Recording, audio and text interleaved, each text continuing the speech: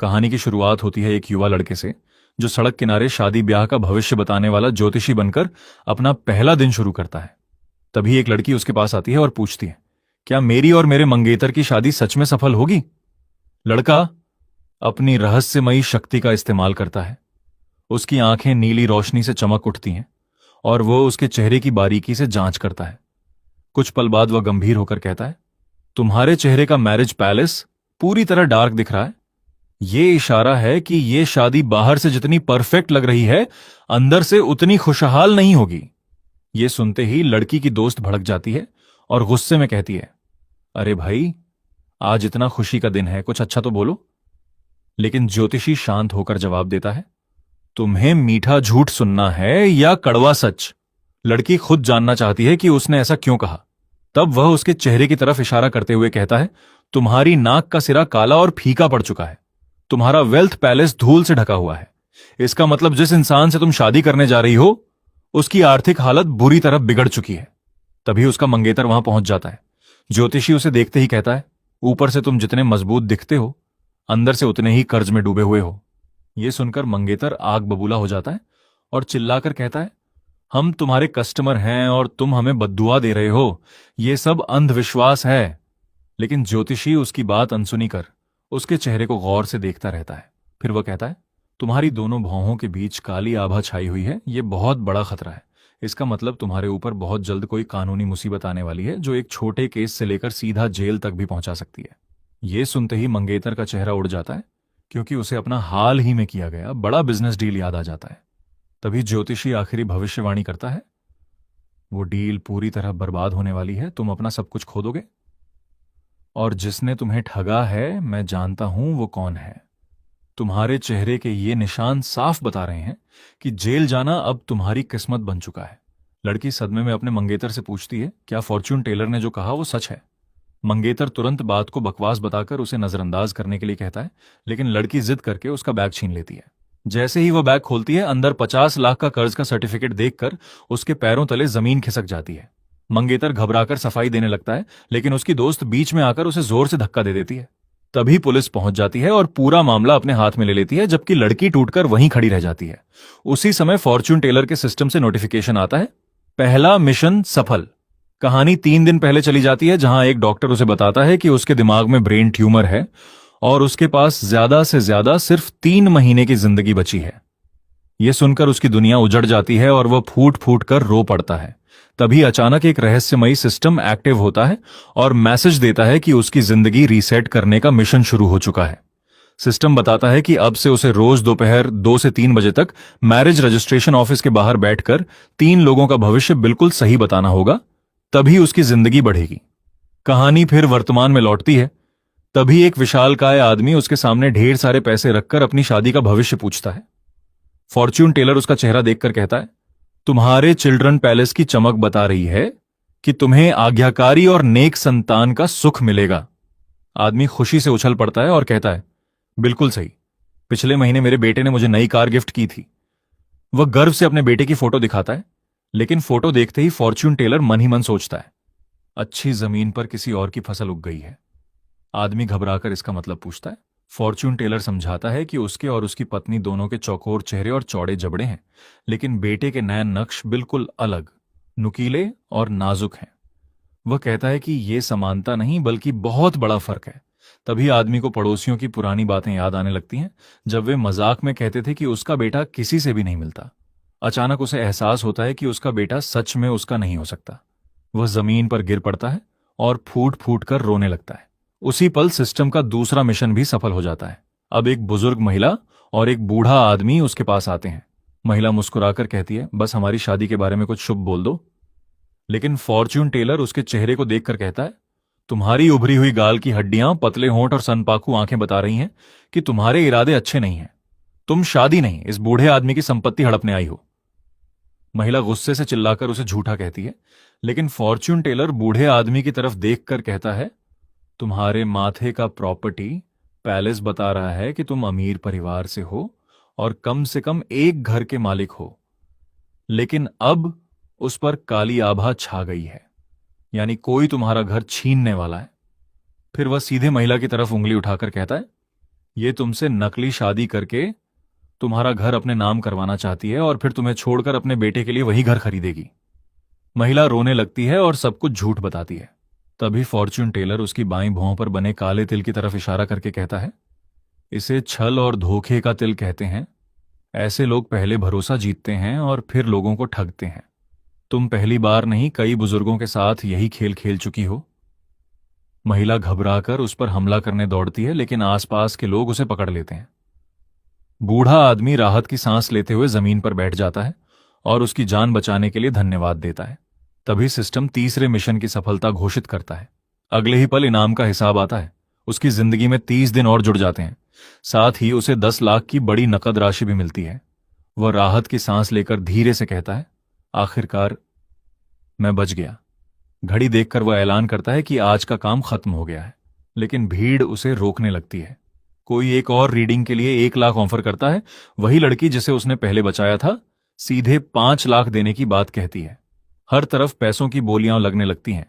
तभी काले सूट पहने गार्ड भीड़ हटाते हैं और एक रईस आदमी आगे आकर अपना परिचय वोंग जैन हुआ के रूप में देता है। वह सिर्फ एक रीडिंग के बदले 50 लाख वाली ब्लैक बैंक कार्ड उसके सामने रख देता है। पूरी भीड़ हैरान रह जाती है, लेकिन फॉर्च्यून टेलर शांत होकर कहता है, माफ कीजिए, आज का कोटा पूरा हो चुका है। अमीर आदमी बार बार समझाता है कि नियम बदले जा सकते हैं और रकम भी बढ़ाने को तैयार है, लेकिन फॉर्च्यून टेलर घड़ी देखकर कहता है, करीब 3 बज चुके हैं, अब मैं जा रहा हूं। वह अपना बैग उठाकर चला जाता है और करोड़ों का मालिक वहीं कार्ड हाथ में लिए खड़ा रह जाता है। भीड़ सोचती रह जाती है कि जिसने पूरी जिंदगी सबको पैसे से झुकाया, उसे पहली बार कोई ऐसा मिला जिसे खरीदा नहीं जा सकता। रात को फॉर्च्यून टेलर घर लौटकर गहरी नींद सो जाता है, लेकिन सोशल मीडिया पर उसका वीडियो आग की तरह फैल जाता है। करोड़ों लोग देखते हैं कि उसने 50 लाख का ऑफर ठुकरा दिया, जबकि उसी दिन उसकी तीनों भविष्यवाणियां सच साबित हो चुकी थीं। देखते ही देखते लोग उसे सिविल अफेयर्स ऑफिस का लेजेंडरी फॉर्च्यून टेलर कहने लगते हैं। बड़े बड़े इन्फ्लुएंसर और अमीर लोग उसे ढूंढने में करोड़ों खर्च करने को तैयार हो जाते हैं। तभी आधी रात को सिस्टम का नया नोटिफिकेशन आता है। इस बार मिशन है क्रिमिनल इन्वेस्टिगेशन बिल्डिंग के बाहर बैठकर टैरो कार्ड्स की मदद से मर्डर केस से जुड़े 3 लोगों का भविष्य पढ़ना और उनके राज खोलना। वह तुरंत सर्द रात में काले कपड़े पहनकर वहां पहुंच जाता है, अपना स्टॉल लगाता है और बोर्ड टांग देता है, murder case specialist tarot reading. तभी एक पुलिस ऑफिसर गुस्से में उसके पास आता है और चिल्लाता है, तुम्हें पता भी है ये कौन सी जगह है? ये कोई नाइट मार्केट नहीं है, अभी अपना सामान समेटो और निकलो। फॉर्च्यून टेलर थके हुए अंदाज में विनती करता है, बस 2 घंटे रुकने दीजिए, मैं किसी का रास्ता नहीं रोक रहा। लेकिन ऑफिसर साफ मना कर देता है और धमकी देता है कि अगर वह नहीं गया तो जबरदस्ती हटाया जाएगा। फॉर्च्यून टेलर अपनी जगह से हिलने से इनकार कर देता है। तभी दूसरा तेज तर्रार ऑफिसर और फिर एक सीनियर डिटेक्टिव बाहर आते हैं। मौका देखकर फॉर्च्यून टेलर कहता है, मेरे पास एक अहम सबूत है। डिटेक्टिव गंभीर होकर पूछता है, किस चीज का सबूत? वह शांत होकर जवाब देता है, अभी नहीं पता, क्योंकि मैंने अभी तक टैरो रीडिंग ही नहीं की। यह सुनते ही डिटेक्टिव को लगता है कि वह उनका मजाक उड़ा रहा है। वह गुस्से में उसे तुरंत वहां से जाने का आदेश देता है और बिना उसकी बात सुने वापस बिल्डिंग के अंदर चला जाता है। अचानक एक लग्जरी ब्लैक कार तेज ब्रेक की चीखती आवाज के साथ बिल्डिंग के सामने आकर रुकती है। उसमें से एक डरी हुई औरत बाहर निकलती है और भागते हुए पुलिस के पास पहुंचकर घुटनों के बल गिर जाती है। वह रोते हुए डिटेक्टिव की जैकेट पकड़कर गिड़गिड़ाने लगती है, प्लीज बताइए, मेरी बेटी मिली या नहीं? डिटेक्टिव उसे सहारा देकर उठाता है और समझाता है कि उनकी टीमें सीसीटीवी फुटेज खंगाल रही हैं और दूसरी टीम पूरे शहर में बच्ची की तलाश कर रही है। वह भरोसा दिलाता है कि कोई भी सुराग मिलते ही सबसे पहले उन्हें खबर दी जाएगी। तभी उसका पति गुस्से में पुलिस पर बरस पड़ता है। वह चिल्लाकर कहता है, 48 घंटे बीत चुके हैं, यही तो वो गोल्डन टाइम था जिसके बारे में आप लोग कहते थे। हर मिनट के साथ मेरी बेटी के जिंदा मिलने की उम्मीद खत्म होती जा रही है। तभी फॉर्च्यून टेलर आगे बढ़कर शांत आवाज में कहता है, अगर आप चाहें तो मैं मदद कर सकता हूं, बस एक टैरो कार्ड निकालिए। यह सुनते ही डिटेक्टिव भड़क जाता है और उसे डांटते हुए चुप रहने को कहता है। लेकिन बच्ची का पिता दौड़कर फॉर्च्यून टेलर के पास आता है और टूटे हुए दिल से कहता है, अगर तुम्हारे पास सच में कोई शक्ति है तो मेरी बेटी को ढूंढ दो, जितने पैसे मांगो दूंगा। फॉर्च्यून टेलर पैसों से इनकार करता है और कहता है, कार्ड्स को कट कीजिए और अपने बाएं हाथ से एक कार्ड निकालिए। पिता कार्ड निकालता है जिस पर नीले चांद के सामने 3 तलवारें बनी होती हैं। फॉर्च्यून टेलर कार्ड देखकर कहता है, ये रिवर्स 3 ऑफ स्वॉर्ड्स है। इसका मतलब है कि दर्द खत्म होने वाला है। उसी पल उसका सिस्टम एक्टिव होकर बच्ची के आसपास का माहौल स्कैन करने लगता है। सिस्टम बताता है कि वहां नमी बहुत ज्यादा है, लोहे की टकराने की आवाजें आ रही हैं और हवा में पुराने केमिकल और पेंट की तेज गंध फैली हुई है। फॉर्च्यून टेलर मुस्कुराकर कहता है, घबराइए मत, आपकी बेटी अभी जिंदा है। यह सुनते ही मां खुशी के आंसुओं के साथ जमीन पर बैठ जाती है। फिर वह पुलिस की तरफ मुड़कर कहता है, बच्ची शहर के उत्तरी हिस्से में है, पानी के पास किसी सुनसान और खुले इलाके में। वहां घंटियों की आवाज साफ सुनाई देती है। पुलिस को तुरंत समझ आ जाता है कि वह जगह एक सुनसान पोर्ट या शिपिंग डॉक हो सकती है, जहां बड़े बड़े क्रेन और क्लॉक टावर हैं। लेकिन फॉर्च्यून टेलर यहीं नहीं रुकता। वह कहता है, किडनैपर कोई अनजान आदमी नहीं, बल्कि वही है जिसे आप लोग अच्छी तरह जानते हैं। उसके शरीर से पुराने पेंट की गंध आती है, क्योंकि वह हमेशा पेंट वाले माहौल में रहता है। यह सुनते ही पति चौंक कर कहता है, यह तो ओल्ड ल्यू हो सकता है। पत्नी को भी याद आता है कि कुछ दिन पहले घर की मरम्मत करने वाले कॉन्ट्रैक्टर लियू जियान मिन से पैसों को लेकर उनका झगड़ा हुआ था और जाते जाते उसने उन्हें धमकी भी दी थी। पति तुरंत याद करता है कि उस दिन उसके शरीर से पेंट की तेज बदबू आ रही थी। डिटेक्टिव तुरंत अपने लोगों को आदेश देता है, अभी के अभी लियू जियान मिन को ट्रैक करो। पुलिस की गाड़ियां सायरन बजाती हुई निकल जाती हैं, जबकि फॉर्च्यून टेलर आराम से बैठकर अपनी थर्मल मग से चाय पीता है। तभी सिस्टम बताता है कि उसके मिशन का 1/3 हिस्सा पूरा हो चुका है। करीब 1 घंटे बाद पुलिस की गाड़ियां वापस लौटती हैं। मां अपनी मासूम बेटी को सीने से लगाकर खुशी के आंसू बहाती है, जबकि नर्सें उसकी देखभाल कर रही होती हैं। डिटेक्टिव फॉर्च्यून टेलर के पास आकर बताता है कि किडनैपर गिरफ्तार हो चुका है और बच्ची बिल्कुल उसी जगह मिली जहां उसने बताया था। फॉर्च्यून टेलर विनम्रता से कहता है, इसका पूरा श्रेय पुलिस को जाता है, मैं तो बस एक साधारण फॉर्च्यून टेलर हूं। लेकिन डिटेक्टिव उसकी बात काटते हुए कहता है, इतनी भी विनम्रता मत दिखाओ। इतनी सटीक जानकारी बिना पहले से जाने कोई नहीं दे सकता। अगर तुमने केस की जानकारी छिपाई है या गैर कानूनी तरीके से हासिल की है तो यह भी अपराध है। फॉर्च्यून टेलर नाराज होकर जवाब देता है, मैंने आपसे क्या छिपाया है। तभी एक सफेद जीप तेजी से वहां आकर रुकती है। उसमें से एक महिला फॉरेंसिक डॉक्टर दौड़ती हुई आती है और कमांडर जियाओ को बताती है, नदी से मिली लाश की डीएनए रिपोर्ट आ गई है, लेकिन उसका कोई मैच क्रिमिनल डेटाबेस में नहीं मिला। डिटेक्टिव झुंझलाकर पूछता है, क्या मिसिंग पुरुषों की लिस्ट से भी कोई मैच नहीं मिला? डॉक्टर सिर हिलाकर कहती है, नहीं। कंकाल बड़ा है और पेल्विस का कुछ हिस्सा गायब होने के बावजूद बाकी हड्डियों के एंगल साफ बताते हैं कि यह एक पुरुष का शरीर है। इसलिए हमने सभी मिसिंग पुरुषों से मिलान किया, लेकिन कोई मैच नहीं मिला। वह खुद भी इस मेडिकल मिस्ट्री से परेशान दिखाई देती है। तभी फॉर्च्यून टेलर अचानक बोल पड़ता है, वो लाश किसी पुरुष की है ही नहीं। डॉक्टर और डिटेक्टिव दोनों चौंक जाते हैं। डॉक्टर पूछती है, मतलब वो महिला की लाश है? फॉर्च्यून टेलर शांत स्वर में कहता है, आपकी पूरी जांच गलत दिशा में चल रही है, इसलिए कोई मैच नहीं मिल रहा।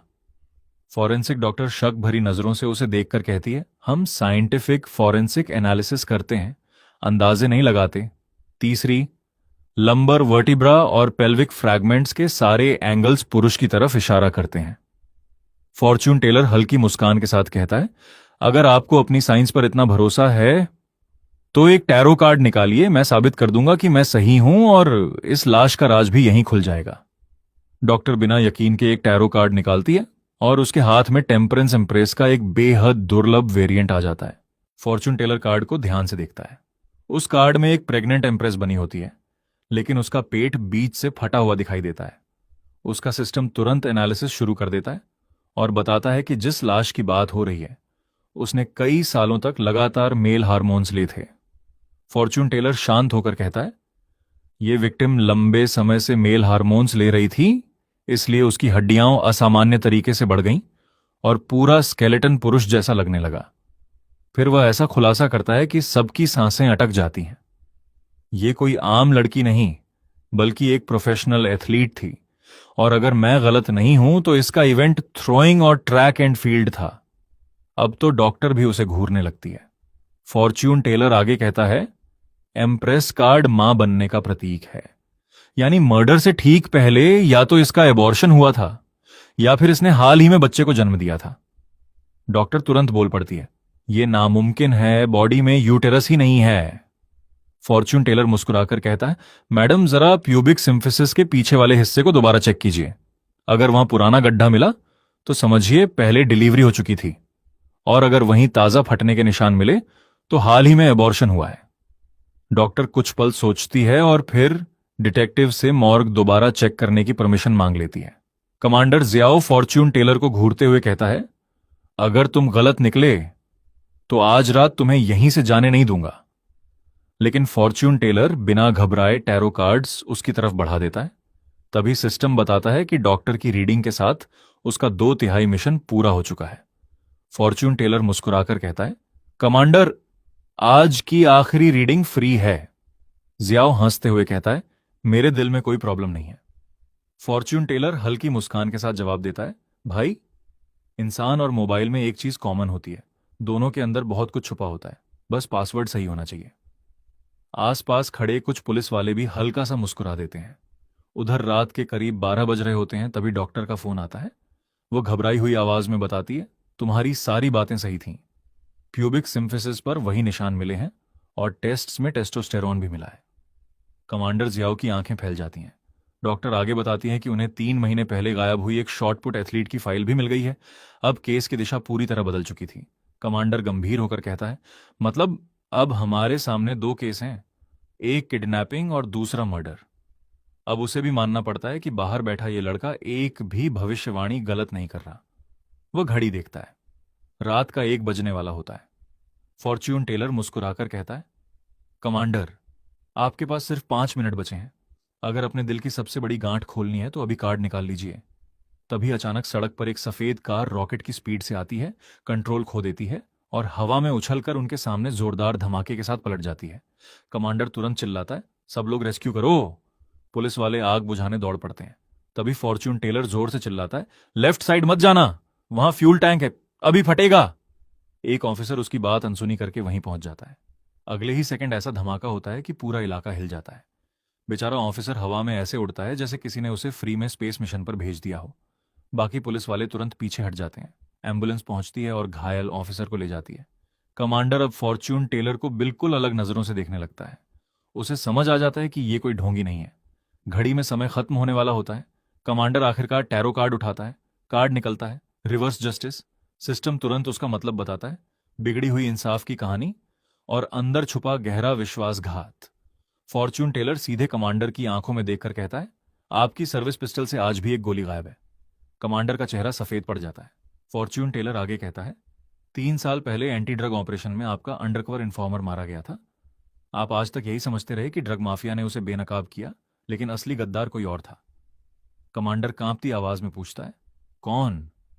फॉर्च्यून टेलर बिल्डिंग की तरफ उंगली उठाकर कहता है, जिसने जानकारी लीक की और जिसने वो आखिरी गोली चलाई, वो इसी बिल्डिंग के अंदर मौजूद है और उसकी गन में आज भी वही एक गोली कम है।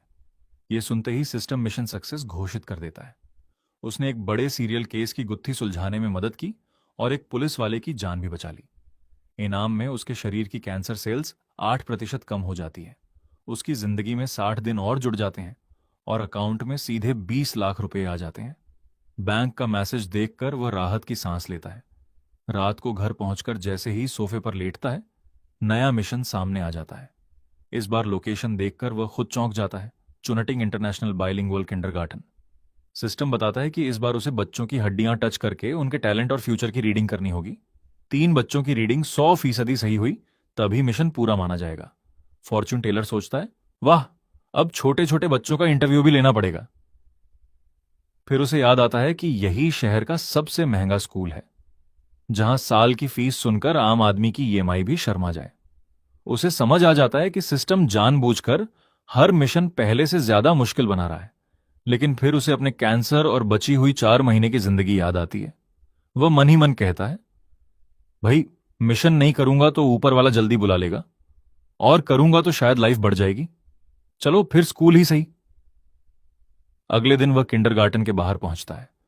चारों तरफ लग्जरी कारें खड़ी थीं, जैसे स्कूल नहीं किसी मिनिस्टर की मीटिंग हो। वह अपना गत्ते का बोर्ड लगाता है, बच्चों का टैलेंट और फ्यूचर प्रेडिक्शन। तभी 2 सिक्योरिटी गार्ड डंडे लेकर उसकी तरफ आते हैं। एक गार्ड गुस्से में पूछता है, ओए, यहां क्या कर रहे हो? फॉर्च्यून टेलर मुस्कुराकर कहता है, भाई सड़क किनारे ईमानदारी से बिजनेस कर रहा हूं, जीएसटी भी नहीं मांग रहा। गार्ड भड़क कर कहता है, ये प्राइवेट स्कूल है, यहां कोई स्टॉल नहीं लगेगा, अभी सामान उठाओ और निकलो।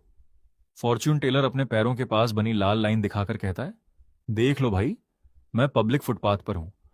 स्कूल की प्राइवेट लिमिट तो उन सीढ़ियों से शुरू होती है, कानून भी पढ़ लो, सिर्फ बच्चों को ही पढ़ाना जरूरी नहीं। लेकिन गार्ड उसकी एक नहीं सुनता और कहता है, लाइन वाइन बाद में देखेंगे, पहले तुम्हारा ये स्टॉल हटेगा। और सच बताऊं, तुम्हें देखकर पूरे स्कूल का वीआईपी लुक खराब हो रहा है। फॉर्च्यून टेलर शांत रहते हुए बोला, मैं न किसी का रास्ता रोक रहा हूं, न फायर लेन ब्लॉक कर रहा हूं, और न ही इमरजेंसी रूट। फिर उसने आराम से अपना मोबाइल निकाला और गार्ड से कहा, अगर जबरदस्ती हाथ लगाया ना तो सीधे ऑफिशियल कंप्लेंट करूंगा और वीडियो सोशल मीडिया पर भी डाल दूंगा, फिर कमेंट सेक्शन तुम्हें नहीं छोड़ेगा। यह सुनते ही गार्ड का तेवर थोड़ा ढीला पड़ गया। उसने बस इतना कहा, ठीक है, लेकिन गेट से दूर रहना, पेरेंट्स और बच्चों को कोई दिक्कत नहीं होनी चाहिए। तभी लाल ड्रेस पहने एक स्टाइलिश महिला अपने छोटे बेटे का हाथ पकड़कर वहां आती है और मुस्कुराते हुए पूछती है, बताइए मेरे बेटे का फ्यूचर कैसा रहेगा। फॉर्च्यून टेलर बोला, मैं बच्चों का फ्यूचर और उनका असली टैलेंट पढ़ सकता हूं, फीस आपकी मर्जी। महिला खुश होकर बोली, इतना आसान। फिर उसने बेटे को आगे धकेलते हुए कहा, जरा देखिए, ये आगे चलकर हार्वर्ड जाएगा या येल। हमने तो अभी से उसकी पढ़ाई के लिए करोड़ों का फंड बना रखा है। तभी बच्चा चिल्लाया, मुझे हार्वर्ड नहीं, मीट खाना है। आसपास खड़े लोग हंसी रोकने लगे।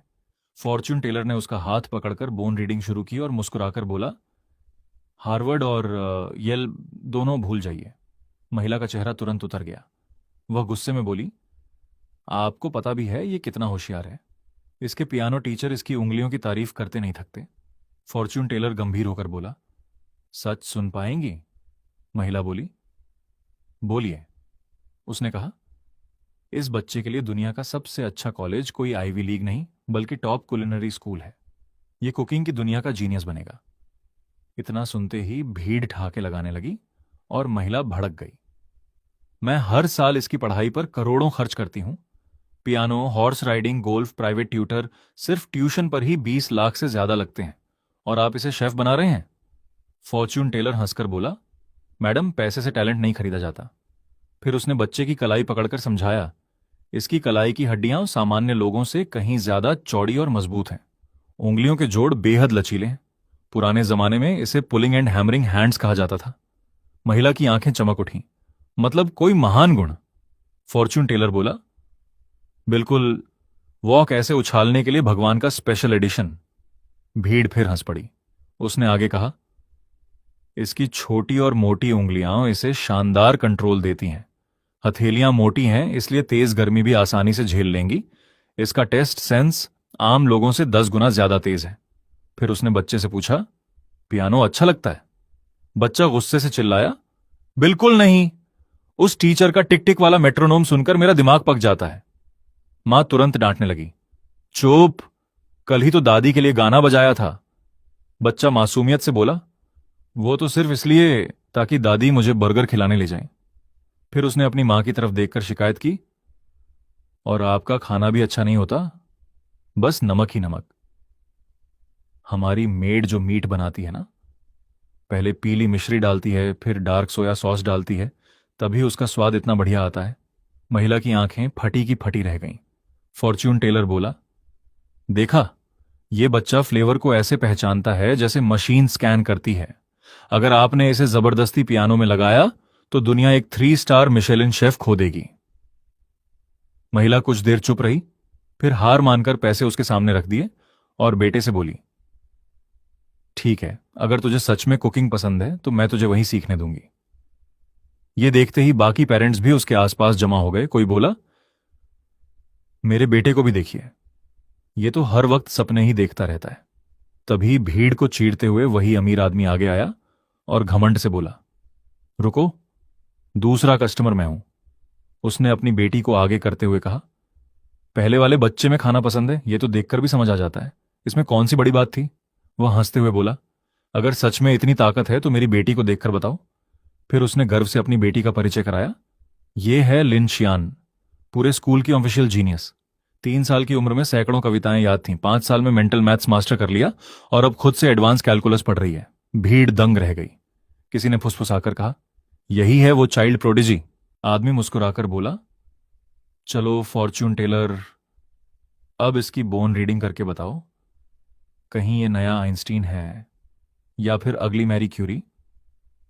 फॉर्च्यून टेलर बिना कुछ बोले बच्ची के सिर पर हाथ रखता है।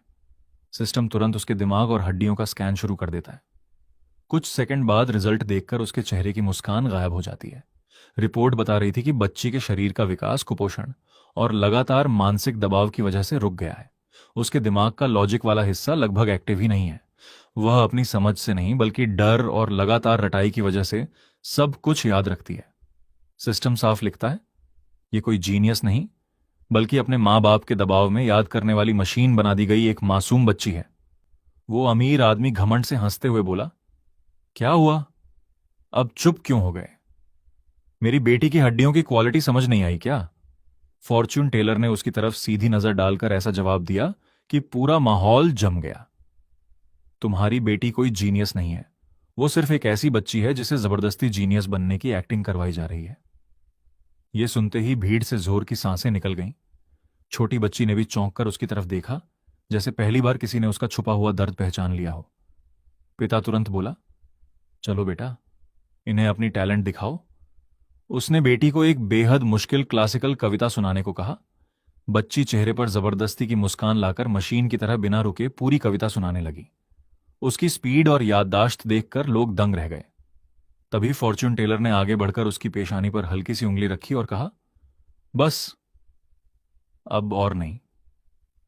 फिर वह पिता की तरफ मुड़कर बोला, इसे एक भी शब्द का मतलब नहीं पता, यह सिर्फ आवाजें याद करती हैं और रिकॉर्डर की तरह दोहराती है। पिता गुस्से में बोला, तो क्या हुआ, ऐसी मेमोरी भी तो भगवान का गिफ्ट है। फॉर्च्यून टेलर ने शांत आवाज में कहा, गिफ्ट है, लेकिन इसकी कीमत बहुत भारी है। उसने बच्ची की उंगलियां दिखाईं। उन पर दांतों के निशान और छोटे छोटे घाव साफ दिखाई दे रहे थे। फिर उसने उसके सिर के पीछे की हड्डियों की तरफ इशारा करते हुए कहा, इसका बोन स्ट्रक्चर बता रहा है कि यह बच्ची अंदर से टूट चुकी है। इसे हर समय खुद पर शक रहता है। इसे हर हाल में दूसरों की तारीफ चाहिए, क्योंकि यह हमेशा डर में जीती है। फिर उसने बच्ची की आंखों में देखते हुए कहा, मैंने तुम्हारी नजरों में अपने पापा के लिए प्यार नहीं देखा, सिर्फ डर देखा है। तुम रात को इसलिए नहीं सो पाती क्योंकि तुम्हें डर लगता है कि कहीं एक शब्द भी गलत ना बोल दो। इतना सुनते ही बच्ची फूट फूट कर रोने लगी। फॉर्च्यून टेलर आगे बोला, तुम्हें डर है कि गलती हुई तो फिर तुम्हें उस बिना खिड़की वाले स्टडी रूम में बंद कर दिया जाएगा। अब बच्ची पूरी तरह टूट गई। पिता गुस्से से चिल्लाया, बकवास बंद करो। उसने बेटी का हाथ पकड़कर उसे घसीटना चाहा और बोला, इस पागल की बात मत सुनो। लेकिन तभी बच्ची जोर जोर से चीखने लगी। वह जमीन पर गिर गई और रोते रोते वही कविता दोहराने लगी जो उसे जबरदस्ती याद करवाई गई थी। उसकी हालत देखकर पूरे माहौल में सन्नाटा छा गया। वह लगातार रोते हुए चिल्ला रही थी, मुझे अब और याद नहीं करना, एको पापा प्लीज मुझे मत मारो। यह सुनते ही पिता का चेहरा शर्म से झुक गया। वह घबरा कर बोला, मैंने ऐसा कुछ नहीं किया। लेकिन उसकी आवाज में आत्मविश्वास नहीं था। फॉर्च्यून टेलर गंभीर होकर बोला, इसे जितनी जल्दी हो सके साइकेट्रिस्ट के पास ले जाइए। अभी इलाज हो गया तो बच जाएगी, लेकिन 2 साल और ऐसे ही चला तो इसका दिमाग पूरी तरह टूट जाएगा। तब इसकी ये नकली जीनियस वाली इमेज भी खत्म हो जाएगी और ये हाई आईक्यू होने के बावजूद मानसिक रूप से बुरी तरह टूट जाएगी। पिता की आंखों से आंसू निकल पड़े। उसने बेटी को सीने से लगाया, बार बार माफी मांगी और उसे गोद में उठाकर वहां से चला गया। तभी सिस्टम का नोटिफिकेशन आया, आज की 3 में से 2 रीडिंग सफल। तभी एक और लग्जरी कार आकर रुकती है। उसमें से बेहद रौबदार और अमीर दिखने वाली एक बुजुर्ग महिला उतरती है। भीड़ में फुसफुसाहट शुरू हो जाती है, अरे ये तो शिन ग्रुप की चेयरपर्सन है। सिस्टम भी तुरंत स्कैन करके बताता है कि उनके अंदर ताकत और अधिकार की बेहद शक्तिशाली आभा है। दादी मुस्कुराकर पूछती हैं, क्या तुम्हारे पास आज की आखिरी रीडिंग बची है? फॉर्च्यून टेलर सिर हिलाकर कहता है, हां, आखिरी कस्टमर आप हैं। वह अपने पोते को आगे लाकर पूछती है, बताओ क्या यह भविष्य में हमारा पूरा बिजनेस संभाल पाएगा? फॉर्च्यून टेलर कहता है, पहले इसकी बोन रीडिंग करनी होगी। तभी सिक्योरिटी वाले बीच में आते हैं, लेकिन दादी हाथ उठाकर उन्हें रोक देती हैं। फॉर्च्यून टेलर बच्चे के सिर पर हाथ रखता है, उसकी आंखें लाल चमकने लगती हैं और सिस्टम स्कैन शुरू कर देता है। कुछ सेकंड बाद रिजल्ट आता है, लीडरशिप 0, जिम्मेदारी 0, लेकिन पैसा उड़ाने की talent full marks. Fortune teller उसकी हथेली भी देखता है और आखिर में गंभीर होकर कहता है, ये बच्चा आपका बिजनेस संभालने के लिए बिल्कुल फिट नहीं है, बल्कि अगर इसे चेयरमैन बना दिया तो यही आपकी पूरी दौलत खत्म कर देगा। दादी का चेहरा सख्त हो जाता है। कोई वजह? फॉर्च्यून टेलर उसके हाथ की तरफ इशारा करके कहता है, देखिए, इसकी लंबी उंगलियां और पतली हथेली फिजियोग्नॉमी में वेल्थ लीकिंग हैंड कहलाती हैं, यानी पैसा इसके हाथ में वैसे ही टिकेगा जैसे छलनी में पानी। पुराने लोग कहते थे, सोना भी इसके हाथ से बिना आवाज के निकल जाएगा। फिर उसने बच्चे के माथे की तरफ इशारा किया। यहां की हड्डियां ऊंची और चमकदार हैं, इसका मतलब ये आजाद रूह है। इसे ऑफिस में बैठाकर फाइलें साइन करवाना सबसे बड़ी गलती होगी। 10 साल के अंदर ये पूरा ग्रुप बेच देगा, सिर्फ इसलिए कि दुनिया घूम सके। हो सकता है अंटार्कटिका में पेंगुइन देखने चला जाए, या किसी दिन बोले कि मंगल ग्रह देखने का मन है। भीड़ हंसी रोक नहीं पाई, लेकिन दादी के चेहरे पर चिंता साफ दिखाई देने लगी। उन्होंने घबराकर पूछा, क्या सच में इतना निकम्मा निकलेगा? फॉर्च्यून टेलर मुस्कुराकर बोला, निकम्मा नहीं, बस बिजनेस के लिए नहीं बना। इसकी असली ताकत नई जगहें, नई चीजें और दुनिया एक्सप्लोर करना है। अगर आपकी 3 पीढ़ियों की कमाई इतनी है कि खत्म ही नहीं होगी, तो इसे दुनिया घूमने दीजिए। यकीन मानिए, ये चेयरमैन नहीं, दुनिया का टॉप क्लास एक्सप्लोरर बनेगा। दादी प्यार से अपने पोते की तरफ देखकर पूछती हैं, बेटा, सच सच बताओ, चेयरमैन बनना चाहते हो? बच्चा मासूमियत से पूछता है, चेयरमैन बनूंगा तो शेर का शिकार कर पाऊंगा। दादी बोली, नहीं। बच्चा तुरंत बोला, तो मुझे नहीं बनना, मुझे अफ्रीका जाना है, अंटार्कटिका भी, और बड़ा होकर मंगल ग्रह भी देखना है। किंडरगार्टन में बैठ बैठकर पढ़ाई करते करते बोर हो गया हूं। दादी जोर से हंस पड़ी। अच्छा, तो हमारा असली वेल्थ स्पेंडर यही है। फिर गर्व से बोली, हमारे परिवार ने 3 पीढ़ियों में इतना साम्राज्य बनाया है कि अगर ये पूरी दुनिया घूम भी ले तब भी खत्म नहीं होगा। दौलत बच्चों की खुशी के लिए होती है, तिजोरी में सड़ाने के लिए नहीं। उन्होंने फॉर्च्यून टेलर की तरफ देखकर कहा, आज तक किसी की हिम्मत नहीं हुई कि मेरे पोते को मेरे सामने पैसा उड़ाने वाला कह सके। तुम पहले इंसान हो जिसने सच बोलने की हिम्मत दिखाई। उन्होंने अपने बॉडीगार्ड को इशारा किया। बॉडीगार्ड तुरंत एक एक्सक्लूसिव ब्लैक कार्ड निकालकर फॉर्च्यून टेलर की तरफ बढ़ा दिया। उसने कहा, मैडम की तरफ से इनाम, और आज के बाद शिन फैमिली का नाम तुम्हारी ढाल होगा। लेकिन फॉर्च्यून टेलर मुस्कुराया, अपना बोर्ड मोड़ने लगा और बोला, माफ कीजिए, आज का टाइम खत्म हो गया। काम के घंटे पूरे तो इनाम भी कल सही। इतना कहकर उसने करोड़ों की ब्लैक कार्ड लेने से भी साफ मना कर दिया। भीड़ बस उसे जाती हुई देखती रह गई। दादी हैरान रह गई। करोड़ों की ब्लैक कार्ड सामने थी, लेकिन फॉर्च्यून टेलर बिना पीछे देखे आराम से अपना बैग उठाकर चल पड़ा। उसने मुस्कुराते हुए कहा, आज की तीनों रीडिंग पूरी हो चुकी हैं, टाइम खत्म मतलब काम खत्म। फिर हल्के मजाक में बोला, ओवर टाइम करूंगा तो ऊपर वाला भी एक्स्ट्रा टैक्स काट लेगा। भीड़ हंस पड़ी। उसने आगे कहा, जरूरत से ज्यादा पैसा कभी कभी कर्मों का लोन बन जाता है, और भाई मुझे ईएमआई नहीं भरनी। इतना कहकर उसने हाथ हिलाया और निकल गया। दादी झुककर अपना ब्लैक कार्ड उठाती हैं और मुस्कुराते हुए धीरे से कहती हैं, ये लड़का जितना रहस्यमयी है उतना ही दिलचस्प भी। उधर फॉर्च्यून टेलर घर पहुंचकर आराम से खाना खाता है, लेकिन जैसे ही फोन खोलता है उसकी आंखें फटी की फटी रह जाती हैं। सोशल मीडिया पर वही ट्रेंड कर रहा था, हर जगह हेडलाइन चल रही थी, करोड़ों ठुकराने वाला लेजेंडरी फॉर्च्यून टेलर। तभी अचानक फोन बजता है। दूसरी तरफ डिटेक्टिव श्याओ होता है। वह गंभीर आवाज में कहता है, कुछ दिनों तक ज्यादा इधर उधर मत घूमना। बड़े बड़े पुलिस अफसर तुम्हें ढूंढ रहे हैं और शिन फैमिली भी अपनी पूरी ताकत लगा चुकी है। फॉर्च्यून टेलर थोड़ा घबराकर पूछता है, मैंने कोई कानून तो नहीं तोड़ा? डिटेक्टिव हंसकर कहता है, अरे नहीं भाई, इस बार तू ट्रेंड गलत वजह से नहीं हुआ। तेरी चेतावनी की वजह से हमारे एक ऑफिसर की टांग कटने से बच गई। अगर कभी कोई दिक्कत आए तो सीधे मुझे कॉल करना। कॉल खत्म होते ही सिस्टम का नया नोटिफिकेशन आ जाता है। अगला मिशन, सुबह 9 से 11 बजे तक एंटीक मार्केट में 3 लोगों की रीडिंग करनी है और इस बार नकली और असली खजानों की पहचान करनी होगी। अगली सुबह फॉर्च्यून टेलर तैयार होकर शीशे में खुद को देखकर मुस्कुराता है, चलो भाई आज किस्मत नहीं बर्तन चमकाने हैं। ठीक 9 बजे वह भीड़भाड़ वाले एंटीक मार्केट के ईस्ट गेट पर पहुंच जाता है। नीला कपड़ा बिछाकर बोर्ड लगा देता है, अगर मेरी रीडिंग गलत निकली तो एंटीक की जांच बिल्कुल फ्री। मार्केट में हर तरफ पुराने खिलाड़ी अखरोट घुमाते हुए घूम रहे थे, कैमरे लेकर कंटेंट क्रिएटर भी लाइव कर रहे थे। तभी बगल वाले स्टॉल का गंजा दुकानदार ताना मारते हुए बोला, ओ भाई, रास्ता भटक गया क्या? नौकरी वोकरी नहीं मिली? फॉर्च्यून टेलर मुस्कुराकर बोला, रास्ता नहीं भटका, पैसा कमाने आया हूं। बूढ़ा दुकानदार जोर से हंस पड़ा।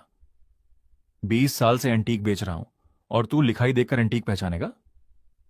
फॉर्च्यून टेलर ने भी पलटकर मुस्कुराते हुए कहा, अच्छा, तो आपकी एक्सपर्ट आंखें ये भी नहीं पहचान पाई कि सामने रखे आधे सिक्के लेजर मशीन से बने नकली हैं? इतना सुनते ही दुकानदार का चेहरा देखने लायक हो गया। आधा घंटा बीत गया लेकिन कोई ग्राहक नहीं आया। फॉर्च्यून टेलर मन ही मन बोला, लगता है यहां चश्मा और मैग्नीफाइंग ग्लास हो तभी लोग भरोसा करते हैं। भी मजी, मेरे चेहरे पर तो बेरोजगार आईटी इंजीनियर लिखा हुआ है। तभी करीब 20-22 साल का एक लड़का अखबार में लिपटा हुआ कटोरा लेकर डरते डरते आता है। वो धीरे से फुसफुसाता है, भैया, मुझे मिंग डायनेस्टी का बाउल मिला है, 5,000 में खरीदा है, 50,000 तो आराम से मिलेगा ना। वह अखबार पर खजाना शब्द लिख देता है। बूढ़ा दुकानदार दूर से तमाशा देखने लगता है।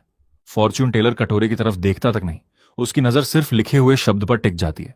वह कहता है, ऊपर वाला हिस्सा बहुत चौड़ा लिखा है और नीचे वाला जेड का निशान दब गया है। इसका मतलब यह किसी मशहूर भट्टी का नहीं, किसी छोटे मोटे घरेलू कारखाने का माल है। फिर नीचे वाले हिस्से की तरफ इशारा करके बोला, देखो, यह बिंदु बहुत जोर से दबाकर लिखा गया है, जैसे स्याही फैल गई। ठीक वैसे ही इस कटोरे के नीचे वाला निशान भी फैलाया गया है। असली नहीं, जेड पाउडर और गोंद से बनाया गया नकली मार्क है। लड़का तुरंत विरोध करता है, नहीं, मैंने खुद देखा था, नीचे मिंग डायनेस्टी का मार्क है, घिसा हुआ भी लग रहा था। फॉर्च्यून टेलर हंसते हुए बोला, घिसा नहीं, सैंडपेपर से घिसा गया है, नया माल है भाई। लड़का गुस्से में बोला, छुए बिना कैसे बता दिया? फॉर्च्यून टेलर बोला, अगर इतना भरोसा है तो तोड़ दो, गलत निकला तो मैं 1 लाख दूंगा, या फिर नीचे लाइटर जलाकर देख लो। लड़के ने कांपते हाथों से लाइटर जलाया। जैसे ही गर्मी लगी, नीचे का पूरा नकली निशान पिघल गया और अंदर से अंग्रेजी में लिखा निकला, माइक्रोवेव सेफ। 1 सेकंड के लिए पूरा मार्केट चुप। फिर लड़के के हाथ से कटोरा छूटकर टूट गया और अंदर गोंद की मोटी परत साफ दिखाई देने लगी। भीड़ में हड़कंप मच गया। लोग चिल्लाने लगे, बिना हाथ लगाए नकली पकड़ लिया, ये बंदा इंसान है या एक्सरे मशीन? देखते ही देखते उसके स्टॉल के सामने भारी भीड़ जमा हो गई। तभी लकड़ी का नक्काशीदार बॉक्स लेकर एक बुजुर्ग शख्स आगे आए। उन्होंने बॉक्स सामने रखकर कहा, पहले वाला बाउल पकड़ना आसान था, असली टेस्ट ये पेंटिंग है। बड़े बड़े ऑक्शन हाउस भी इसकी असलियत पर लड़ चुके हैं। उन्होंने कागज पर चित्र शब्द लिखा और उत्सुकता से उसकी तरफ देखने लगे। फॉर्च्यून टेलर मुस्कुराकर बोला, सच सुन पाएंगे? क्योंकि मैं चीनी कम और सच ज्यादा परोसता हूं। बुजुर्ग बोले, बस सच चाहिए। फॉर्च्यून टेलर ने उन्हें बॉक्स खोलने से ही रोक दिया, जरूरत नहीं। फिर उसने लिखे हुए शब्द को देखते हुए कहा, बीच वाला हिस्सा साफ और संतुलित है, लेकिन बाहर की रेखाओं की स्याही अलग है। ब्रश का दबाव भी मेल नहीं खा रहा। मतलब पेंटिंग का बीच वाला हिस्सा असली है, लेकिन किनारे की लिखावट, मुहर और माउंटिंग सब नकली हैं, किसी दूसरी पेंटिंग से काटकर यहां चिपकाए गए हैं। एंटीक की दुनिया में इसे कहते हैं दूसरे शरीर में आत्मा बसाना। बुजुर्ग की आंखें फैल गईं। उन्होंने गहरी सांस लेकर कहा, मैं 1 हफ्ते से इसी बात में फंसा हुआ था। बड़े बड़े एक्सपर्ट इसे पूरी तरह असली बता रहे थे, लेकिन मुझे भी हमेशा लगता था कि पेंटिंग और कैलीग्राफी की स्टाइल आपस में मैच ही नहीं करती। जब उस अमीर आदमी को आखिर समझ आया कि उसके सारे शक सही थे और वो एंटीक असल में एक फ्रैंकनस्टाइन पीस निकला, तो उसकी आंखों में खुशी और राहत के आंसू आ गए। उसने ज्योतिषी का हाथ पकड़कर कहा, अगर आपने सच ना बताया होता तो मेरे करोड़ों डूब जाते। और तुरंत एक लाल लिफाफा इनाम में दे दिया। ऊपर से इतना झुककर प्रणाम किया कि लोगों को लगा योगा क्लास शुरू हो गई है। यह नजारा देखते ही भीड़ टूट पड़ी। तभी धक्का मुक्की में एक गरीब बूढ़ा आदमी अपने मैले से बैग के साथ घिसटता हुआ सामने आ गिरा। लोग उसका मजाक उड़ाने लगे, लेकिन ज्योतिषी ने सबको चुप कराया और पूछा, बैग में क्या है? बूढ़ा बोला, कुछ खास नहीं, नदी किनारे कंस्ट्रक्शन साइट से लोहे का टुकड़ा मिला था, कबाड़ी को बेचकर खाने का इंतजाम करने जा रहा था। जब उसने कीचड़ से भरा वो टुकड़ा निकाला तो भीड़ हंसने लगी। ज्योतिषी ने उससे कोई शब्द लिखने को कहा तो बूढ़ा बोला कि उसे सिर्फ लोहा लिखना आता है, क्योंकि वो कभी आयरन फैक्ट्री में मजदूरी करता था। जैसे ही उसने लोहा लिखा, ज्योतिषी ने उल्टा उसी को लाल लिफाफा थमा दिया और बोला, मैं फीस नहीं लूंगा, ये तुम्हारे लिए है। फिर उसने उस शब्द का मतलब समझाते हुए कहा कि इसका इशारा उस चीज की तरफ है जिसकी असली चमक खो चुकी है, लेकिन असली कीमत अभी भी बाकी है। उसने तुरंत पहचान लिया कि यह कोई कबाड़ नहीं बल्कि तांग राजवंश के समय का पीली नदी की बाढ़ रोकने वाले विशाल लोहे के बैल का हिस्सा है, जिस पर आज भी प्राचीन निशान मौजूद हैं। यानी बूढ़ा कबाड़ी नहीं, चलता फिरता खजाना लेकर घूम रहा था। भीड़ ने पहले उसे पागल समझा, लेकिन ज्योतिषी ने बूढ़े को सख्त हिदायत दी कि इसे कबाड़ी को मत बेचना, सिर्फ 200 मीटर दूर म्यूजियम ऑफिस में जमा कर देना। उसने टैक्सी के लिए पैसे भी दिए और भरोसा दिलाया कि सरकार उसे सम्मान पत्र और इतना बड़ा इनाम देगी कि आराम से रिटायरमेंट कट जाएगी। बूढ़ा रोते रोते वहां से भाग गया। तभी पूरे मार्केट में अनाउंसमेंट गूंज उठा कि काला लोहे का टुकड़ा लेकर जाने वाला बूढ़ा तुरंत ऑफिस पहुंचे, क्योंकि वो ग्रेड ए राष्ट्रीय धरोहर निकला और एक बड़े केस की अहम कड़ी है। घर लौटकर ज्योतिषी ने देखा कि उसके अकाउंट में पूरे 50 लाख आ चुके हैं। तभी दरवाजे पर डिटेक्टिव श्याओ सेबों का बैग लेकर पहुंचा और अपनी बहन जियाओ शियाओया की मदद मांगी। उसने बताया कि अस्पताल में सीटी, एमआरआई और ब्लड टेस्ट सब नॉर्मल आए, लेकिन उसकी बहन हर रात एक अंधेरी जगह का सपना देखती है जहां दीवार के पीछे कोई लगातार खरोंचता रहता है।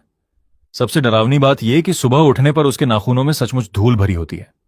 डॉक्टरों ने उसे स्किज़ोफ्रेनिया बताकर मानसिक अस्पताल में भर्ती कर दिया, लेकिन दवाइयों से भी कोई फर्क नहीं पड़ा। आखिरकार ज्योतिषी उसके साथ अस्पताल गया। वहां पहुंचते ही सिस्टम ने नया मिशन दे दिया, 3 मरीजों के सपनों का सही मतलब बताओ। उसने गार्डन में ड्रीम इंटरप्रेटर का बोर्ड लगाया। पहला मरीज छाता लेकर आया और बोला कि उसने सपना देखा कि वो खुद फटा हुआ छाता बन गया है। ज्योतिषी ने समझाया कि यह मौत का संकेत नहीं बल्कि अपनी मां को खोने का दर्द है।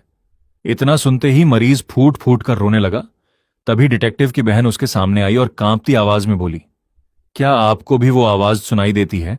उसने कहा कि दीवार के अंदर कोई लगातार 1, 2, 3 गिनते हुए खरोंच रहा है। सब उसे पागल समझते हैं, लेकिन वो जानती है कि कोई सचमुच वहां मौजूद है।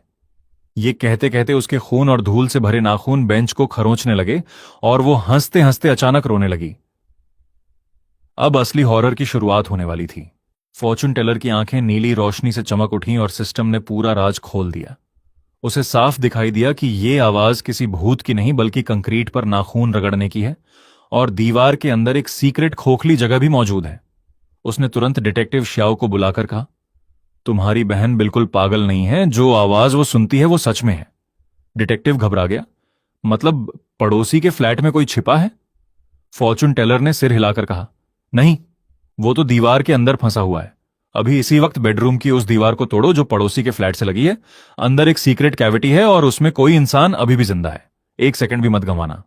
यह सुनते ही लड़की राहत के आंसुओं में टूट पड़ी कि आखिर किसी ने उसकी बात पर यकीन किया। डिटेक्टिव ने फौरन अपनी टीम को फोन लगाकर बुलडोजर और तोड़फोड़ का सामान मंगवाया। उधर फॉर्चून टेलर आराम से घड़ी देखने लगा, जैसे ऑनलाइन फूड डिलीवरी का टाइम ट्रैक कर रहा हो। तभी अस्पताल के वार्ड 6 के हेड डॉक्टर लीवेई वहां पहुंचे और बोले, चलो देखते हैं ये ड्रीम इंटरप्रेटर कितना बड़ा खिलाड़ी है। उन्होंने अपना सपना बताया कि ऑपरेशन करते समय हर स्केलपेल रबड़ जैसा मुलायम हो जाता था और मरीज का शरीर कट ही नहीं रहा था। फॉर्चून टेलर ने डॉक्टर के हाथों को गौर से देखकर कहा, यह काम का तनाव नहीं है। तुम्हारा अवचेतन मन अब चाकू से नहीं, अपने हाथों से इंसानों का मांस फाड़ना चाहता है। डॉक्टर हंस पड़ा, लेकिन अगले ही पल फॉर्चून टेलर बोला, तुम्हारे हाथ किसी जान बचाने वाले डॉक्टर के नहीं, जल्लाद के लगते हैं। बेहतर होगा खुद पुलिस के सामने सरेंडर कर दो। डॉक्टर का चेहरा सफेद पड़ गया और वो भाग खड़ा हुआ। तभी डिटेक्टिव को कॉल आया, दीवार तोड़ दी गई थी। अंदर सचमुच आधा मीटर चौड़ी सीक्रेट जगह मिली, जहां 6 महीने से एक वांटेड अपराधी छिपा हुआ था। दीवार में छोटे छोटे झरोखे और कैमरे लगे थे और लड़की के सिर के ठीक पीछे बैठकर वहीं हर रात खरोंचता था। यह सुनकर लड़की सदमे में टूट गई। जाते जाते फॉर्च्यून टेलर ने डिटेक्टिव से कहा, उस डॉक्टर के पुराने ऑपरेशन और अस्पताल के आसपास गायब हुए लोगों की फाइलें भी खोलो। शाम तक मैसेज आया कि डॉक्टर गिरफ्तार हो चुका है और उसके बेसमेंट से इंसानी अंगों का भयानक कलेक्शन मिला है। ये पढ़कर फॉर्चून टेलर भी सन्न रह गया। रात को वो हॉटपॉट खाने निकला तो देखा पूरा शहर उसी की चर्चा कर रहा था। इंटरनेट ने उसे हाफ इमॉर्टल जांग का नाम दे दिया था और कोई सिर्फ उसका पता जानने के लिए 20 लाख युआन का इनाम रख चुका था। वो बड़बड़ाया, इतनी फेम तो एग्जाम के रिजल्ट से पहले भी नहीं चाहिए थी। तभी सिस्टम ने नया मिशन दे दिया। स्टारलाइट मीडिया टॉवर के नीचे रात 9 से 11 बजे तक इंटरनेट सेलिब्रिटीज की ब्यूटी, किस्मत और करियर की रेटिंग करनी है। उसने सोचा, वाह, अब मुझे 100 फिल्टर और 200 प्लास्टिक सर्जरी वाले लोगों की सच्चाई बतानी है। सिस्टम को मेरी दुश्मनी पक्की है। जैसे ही वो बैठा, करोड़ों फॉलोअर्स वाली एक मशहूर इन्फ्लुएंसर बॉडीगार्ड्स के साथ आई और बोली, मेरी खूबसूरती को 10 में से कितने नंबर दोगे? सिस्टम स्कैन होते ही फॉर्चून टेलर ने ठंडे अंदाज में जवाब दिया, सिर्फ 2। वो गुस्से से कांप उठी, लेकिन फॉर्चून टेलर बोला, एक एक्स्ट्रा नंबर सिर्फ इसलिए दिया ताकि तुम्हारा घमंड ज्यादा ना बढ़े।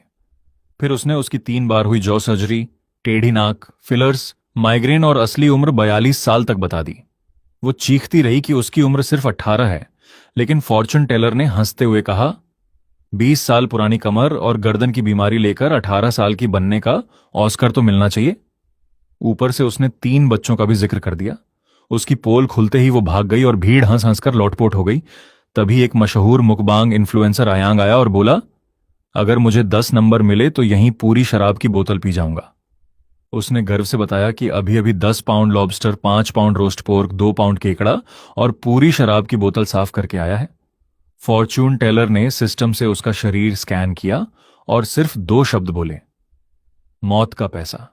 इन्फ्लुएंसर समझा घर का पैसा कहां है और खुश होकर बोला, हां, मैं तो घर खरीदने वाला हूं। फॉर्चून टेलर ने गंभीर होकर पूछा, डिनर में क्या खाया था?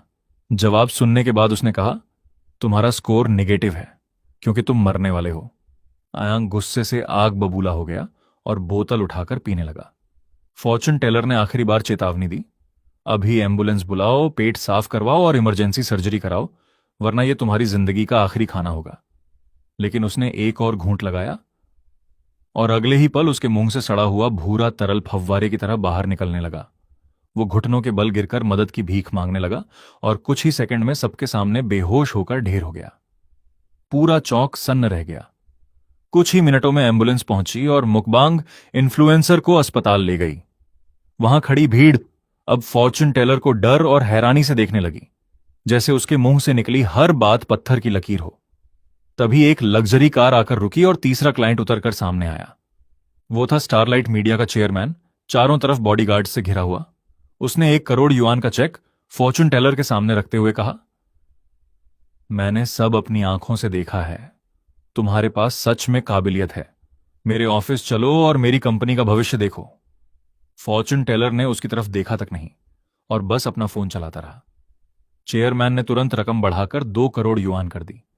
साथ ही बोला कि अगर भविष्यवाणी सही निकली तो कंपनी का ऑफिशियल फॉर्चून कंसल्टेंट भी बना देगा और सालाना सैलरी जितनी चाहे उतनी खुद लिख लेना। फॉर्चून टेलर मुस्कुराकर बोला, अपना चेक अपने पास रखो, मुझे ऐसे पैसे कमाने का शौक नहीं।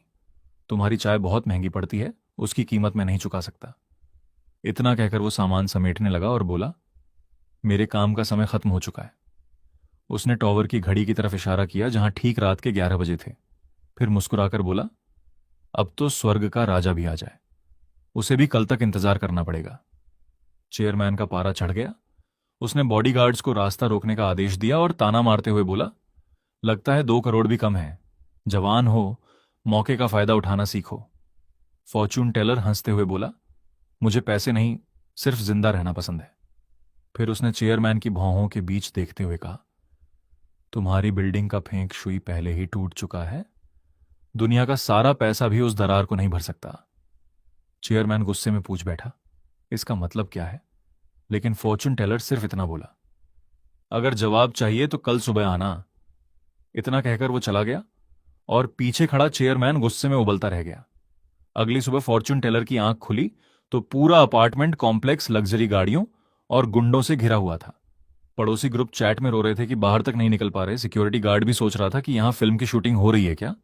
चेयरमैन के आदमी रिपोर्ट दे रहे थे कि fortune teller building number 5 flat 502 में ही है और रात से बाहर नहीं निकला। चेयरमैन ने आदेश दिया। जैसे ही बाहर निकले, चाहे कूड़ा फेंकने आए या दूध लेने, सीधे गाड़ी में डाल देना। लेकिन दोपहर तक भी फॉर्चून टेलर बाहर नहीं आया। आखिर चेयरमैन ने दरवाजा खटखटाने का आदेश दिया। तभी अचानक एक एम्बुलेंस आई और डॉक्टर स्ट्रेचर पर फॉर्चून टेलर को नीचे लेकर निकले। चेयरमैन चिल्लाया, बीमार होने का नाटक मत करो, 2 करोड़ कम पड़ गए क्या? लेकिन जैसे ही एम्बुलेंस चली गई, अंदर बैठे पैरामेडिक ने हंसकर पूछा, सर मेरी एक्टिंग कैसी थी?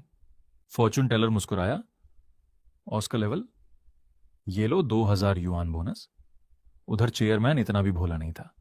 उसी रात वो फिर वहीं कुर्सी लगाकर बॉडीगार्ड्स के साथ इंतजार करने लगा। आखिर फॉर्चून टेलर खुद उसके सामने पहुंच गया। कॉफी का कप हाथ में लिए उसने मुस्कुराकर कहा, वाह चेयरमैन ली, स्वागत तो ऐसा किया है जैसे मैं कोई सुपरस्टार हूं। लेकिन ये ऊंची मेज हटाओ, मुझे लोगों की आंखों में देखकर बात करना पसंद है। चेयरमैन ने तुरंत नीचे वाली कुर्सी मंगवाई और पूछा, कल तुमने कहा था मेरी बिल्डिंग का फेंग शुई टूट चुका है, उसका मतलब क्या है?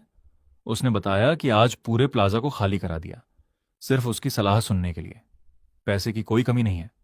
फॉर्चून टेलर की आंखें फिर नीली चमक उठीं और सिस्टम ने पूरी बिल्डिंग स्कैन कर डाली। उसने गंभीर आवाज में कहा, मैं फेंग शुई नहीं देखता, और अब फेंग शुई भी तुम्हें नहीं बचा सकता। मुझे साफ दिखाई दे रहा है कि यह बिल्डिंग गिरने वाली है। चेयरमैन गुस्से से आग बबूला हो गया और बोला कि उसने हांगकांग के सबसे बड़े एक्सपर्ट्स से डिजाइन बनवाया है। उसने बड़े गर्व से जेड बेल्ट अराउंड वेस्ट और एनर्जी गैदरिंग जैसी टर्म्स गिनानी शुरू कर दी। फॉर्चून टेलर ने शांत होकर जवाब दिया, एक्सपर्ट बिल्डिंग का फेंग शुई बना सकते हैं, लेकिन इंसान का लालच नहीं बदल सकते। फिर उसने चेयरमैन के माथे की तरफ इशारा करते हुए कहा, तुम्हारे वेल्थ पैलेस का लाल बैंगनी रंग बता रहा है कि हाल ही में बहुत सारा खून से सना हुआ गैर कानूनी पैसा कमाया गया है। इसके बाद उसने आंखों के नीचे वाले हिस्से को देखकर कहा, चिल्ड्रन पैलेस पर यह आड़ी रेखा बता रही है कि तुम्हारी बिल्डिंग के दक्षिण पश्चिम वाले सपोर्ट कॉलम में पहले से दरार पड़ चुकी है ना? चेयरमैन का चेहरा उड़ गया, क्योंकि यह राज किसी को पता नहीं था।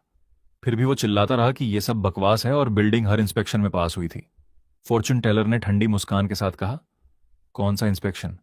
वही जिसमें घटिया सरिया लगाया गया, नींव 5 मीटर कम खोदी गई और सच बोलने वाले सुपरवाइजर को नौकरी से निकालकर हादसे के नाम पर मरवा दिया गया। यह सुनते ही चेयरमैन के पैरों तले जमीन खिसक गई।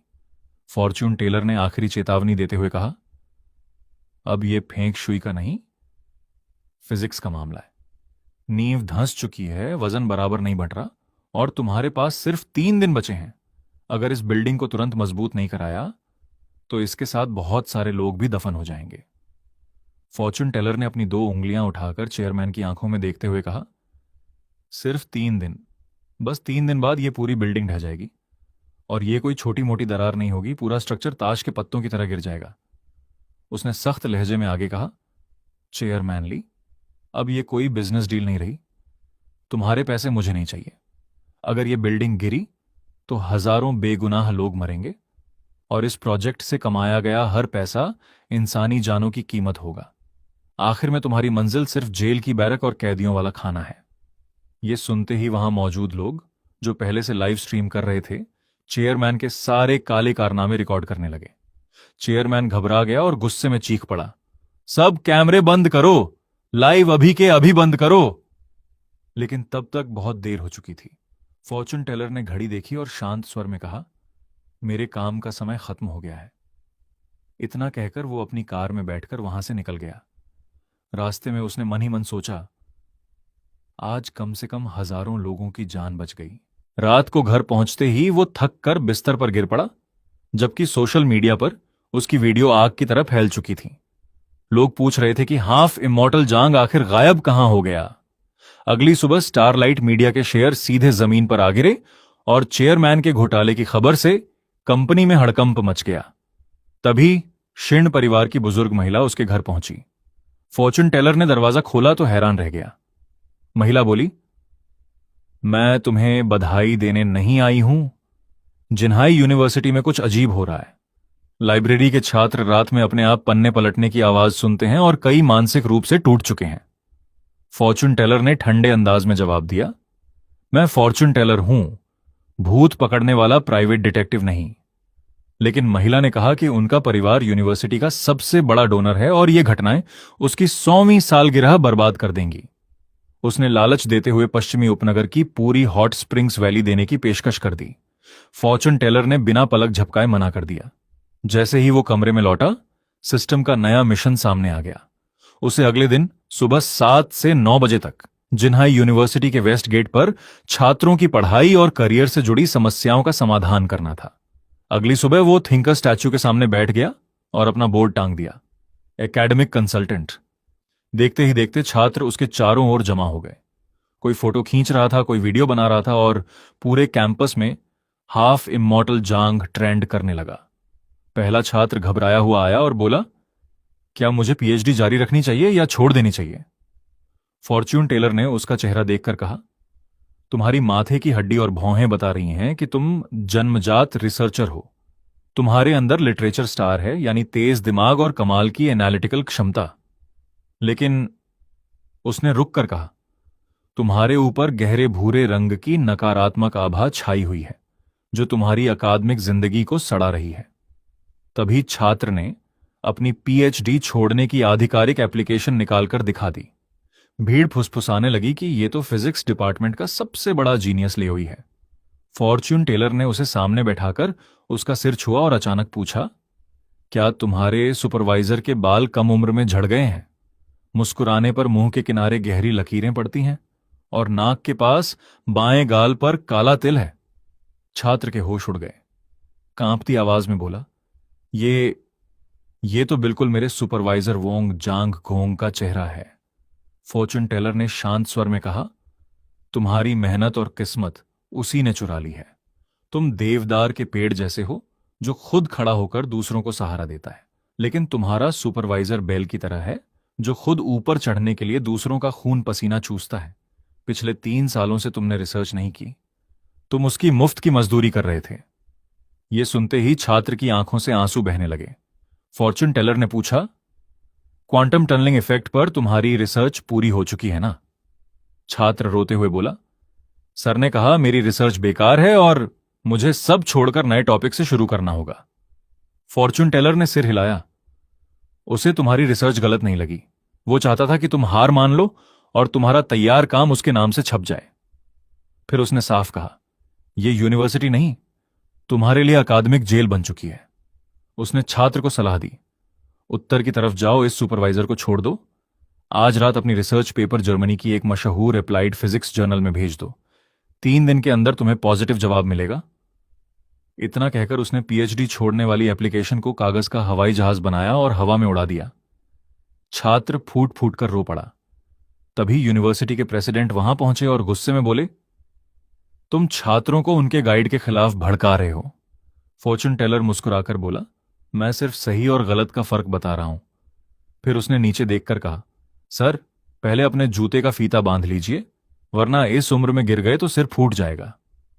प्रेसिडेंट ने ताना मारा, मुझे भविष्यवाणी नहीं आती लेकिन फिजिक्स आती है। फॉर्च्यून टेलर हंस पड़ा। रिसर्च जर्नल में पेपर भेजना भविष्यवाणी नहीं, इंफॉर्मेशन वॉरफेयर है। उस जर्नल का एडिटर पिछले 2 साल से इसी टॉपिक पर अटका हुआ है। उसे ऐसे पेपर की सख्त जरूरत है। प्रेसिडेंट हैरान रह गए। फॉर्च्यून टेलर ने आगे कहा, और आपके दाएं जूते का फीता बाएं से ज्यादा घिसा हुआ है। इसका मतलब हाल में आपके दाएं घुटने में दर्द है और आपने चलने का तरीका बदल दिया है। मैंने छात्र को भागने की नहीं, अपना हक बचाने की सलाह दी है और आपको फीता बांधने की इसलिए कह रहा हूं क्योंकि आप इस यूनिवर्सिटी का सबसे बड़ा सहारा हैं। अगर आप गिर गए तो पूरे संस्थान की ऊर्जा हिल जाएगी। इसे अंधविश्वास नहीं, रिस्क मैनेजमेंट कहते हैं। यह सुनकर प्रेसिडेंट भी मुस्कुरा उठे और पहली बार पूरी तरह उसकी बात से सहमत हो गए। तभी एक अमीर लड़की भीड़ चीरते हुए सामने आई। उसने खुद को ली शुइया बताते हुए कहा, अगर तुम इतने ही बड़े फॉर्च्यून टेलर हो तो बताओ, क्या मैं स्टूडेंट यूनियन की लीडर बनूंगी? सही निकला तो पैसे तुम्हारे, गलत निकला तो कैमरे के सामने खुद को फ्रॉड कहना पड़ेगा। भीड़ बोली कि उसके परिवार ने यूनिवर्सिटी को 50 लाख का दान दिया है और एक्सटर्नल रिलेशंस हेड की पोस्ट लगभग उसी के नाम तय है।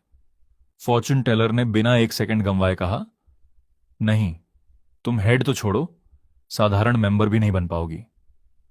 पूरा कैंपस हंस पड़ा। फिर फॉर्चून टेलर ने उसकी आंखों में देखते हुए कहा, तुम्हारी काबिलियत अच्छी है लेकिन तुम्हारा स्वभाव बहुत खराब है। ऊंची गाल की हड्डियां और आंखों के पास की रेखाएं बता रही हैं कि तुम रिश्तों का इस्तेमाल करती हो। पिछले कुछ समय से तुम एक नहीं 3 लड़कों को एक साथ घुमा रही हो। फिजिक्स वाला तुम्हारे रिसर्च पेपर लिखता था, पीई वाला तुम्हारे लिए खाना और टेबल बुक करता था, और सबसे बुरा हाल कंप्यूटर साइंस वाले का था। बेचारा 3 रात लगातार जागकर तुम्हारी इलेक्शन प्रेजेंटेशन तैयार करता रहा। इतना सुनते ही पूरी भीड़ की आंखें फटी की फटी रह गईं। फॉर्चून टेलर ने ठंडी नजर से उसकी तरफ देखा और बोला, तुम्हारी सबसे बड़ी समस्या टैलेंट की नहीं, कैरेक्टर की है। स्टूडेंट यूनियन को रोल मॉडल चाहिए, ऐसा इंसान नहीं जो अपने फायदे के लिए लोगों को टाइम टेबल की तरह मैनेज करे। फिर उसने एक और बम फोड़ दिया। तुम्हारे चुनाव वाले प्रतिद्वंद्वी ने तुम्हारे सारे कारनामों की पूरी फाइल बनाकर पहले ही सुपरवाइजर को भेज दी है। लड़की का चेहरा सफेद पड़ गया। घबराकर बोली, उसे ये सबूत मिले कहां से?" फॉर्चून टेलर उसकी मीठी आवाज की नकल करते हुए बोला, जानू, तुम्हारे बिना मैं कैसे जी पाऊंगी। पूरी भीड़ ठहाके मारकर हंसने लगी और लड़की शर्म से पानी पानी हो गई। फॉर्चून टेलर ने कहा, जिस सीएएस वाले लड़के को तुम बेवकूफ समझती थीं, उसने अपनी सुरक्षा के लिए तुम्हारी सारी चैट्स और रिकॉर्डिंग्स का बैकअप बना रखा था। इसलिए अब लीडर बनने का सपना छोड़ो और माफीनामा लिखने की तैयारी करो। तभी उसका फोन बज उठा। स्क्रीन पर सुपरवाइजर का नाम चमक रहा था। लड़की डर के मारे कांप गई और बिना पीछे देखे वहां से भाग निकली। तभी एक लंबा चौड़ा बास्केटबॉल प्लेयर दौड़ता हुआ आया। आंखों में आंसू लिए उसने कहा, प्लीज मेरी गर्लफ्रेंड को ढूंढ दो, वो कल रात से गायब है। भीड़ को लगा ये भी कोई ड्रामा है, लेकिन लड़का रोते हुए बोला, मैं मजाक नहीं कर रहा। कल रात मेरी गर्लफ्रेंड सुयू लाइब्रेरी में पढ़ रही थी। रात 11 बजे उसने मैसेज किया कि बुक शेल्फ के पीछे से दीवार खुरचने जैसी आवाज आ रही है। फिर उसने हेल्प वाला स्टिकर भेजा। उसके बाद फोन बंद हो गया। फॉर्चून टेलर ने शांत होकर पूछा, हाल में तुम दोनों की लड़ाई हुई थी? लड़के ने कहा, नहीं, मैं तो कल आधा घंटा लाइन में लगकर उसके लिए स्ट्रॉबेरी खरीद कर लाया था। थोड़ी देर सोचने के बाद उसे याद आया कि उसकी गर्लफ्रेंड लाइब्रेरी में सीट घेरने वालों और जोर जोर से पन्ने पलटने वाले ग्रेजुएट स्टूडेंट्स से परेशान थी। फिर उसे याद आया कि चश्मा पहनने वाला एक अजीब लड़का भी हमेशा उसे घूरता रहता था। फॉर्चून टेलर मुस्कुराया और बोला, तुम्हारी गर्लफ्रेंड को किसी भूत ने नहीं उठाया। वो इस वक्त स्टूडेंट अफेयर्स ऑफिस में बैठी प्रतिज्ञा पत्र लिख रही है। सब दंग रह गए। उसने आगे बताया, कल रात वो एक लड़के के जोर से पन्ने पलटने पर इतना गुस्सा हो गई कि तुम्हारे प्यार से लाए हुए स्ट्रॉबेरी उसी के लैपटॉप और किताबों पर फेंक दिए। लड़का वहीं जम गया। उसका चेहरा उतर गया। फॉर्चून टेलर जाते जाते हंसकर बोला, तुम्हारा रिलेशनशिप समझना तो एडवांस मैथ्स से भी मुश्किल है। अपना ख्याल रखना। शाम तक पूरा यूनिवर्सिटी फोरम उसी की चर्चा से भर गया। कुछ छात्र तो उसे एग्जाम पास कराने वाला देवता कहकर फोटो के सामने हाथ जोड़ने लगे। तभी सिस्टम का नया मिशन आया। इस बार शहर के सबसे बड़े पेट हॉस्पिटल में जानवरों की रहस्यमयी बीमारियों का पता लगाना था। अगले दिन फॉर्चून टेलर ने वहां पेट लैंग्वेज एक्सपर्ट का बोर्ड लगाया और लिखा कि फीस आपकी मर्जी। पहली क्लाइंट एक अमीर महिला थी जो अपनी छोटी डॉगी बेला को लेकर आई। उसने शिकायत की कि बेला हर रात भौंकती है और उसके महंगे बैग चबा देती है। कई डॉक्टर दिखाए लेकिन सबने कहा कि डॉग बिल्कुल स्वस्थ है। फॉर्चून टेलर की आंखें बैंगनी चमकी और उसने कहा, समस्या बैग नहीं, आप खुद हैं। महिला भड़क गई। फॉर्चून टेलर बोला, आपको अपनी आवाज मीठी लगती होगी, लेकिन डॉग के लिए आपके हाई हील्स, महजोंग की गोटियां, रात की पार्टियां और तेज म्यूजिक लगातार शोर मचाते हैं। वो सो ही नहीं पाती। उसका घर भी लिविंग रूम के पास है जहां धुआं और शोर दोनों पहुंचते हैं। फिर उसने कहा, और वो आपके बैग इसलिए नहीं चबाती क्योंकि उसे बैग से नफरत है। उसमें दूसरे कुत्ते की खुशबू होती है, खासकर आपका भूरा बर्किन बैग। कल आप उसे लेकर अपनी दोस्त मिसेस सन के घर गई थीं जहां उनका सफेद समोएड था। सही कहा ना? महिला की आंखें फटी रह गईं। फॉर्चून टेलर बोला, डॉग बहुत ज्यादा पजेसिव होते हैं। उसे लगा आपने किसी दूसरे कुत्ते को उससे ज्यादा प्यार दिया, इसलिए उसने बैग पर गुस्सा निकाला। महिला ने खुशी खुशी मोटी रकम दी और बेला को गले लगाकर चली गई। तभी एक डिलीवरी बॉय दौड़ता हुआ आया। उसने कहा, सर, मेरी बिल्ली पर शायद भूत चढ़ गया है। फॉर्चून टेलर ने बॉक्स खुलवाया। बिल्ली आखिरी सांसें ले रही थी। सिस्टम ने तुरंत बताया कि उसे नार्सिसस फूल के जहर से न्यूरोटॉक्सिसिटी हुई है। फॉर्चून टेलर बोला, यह भूत नहीं, जहर है।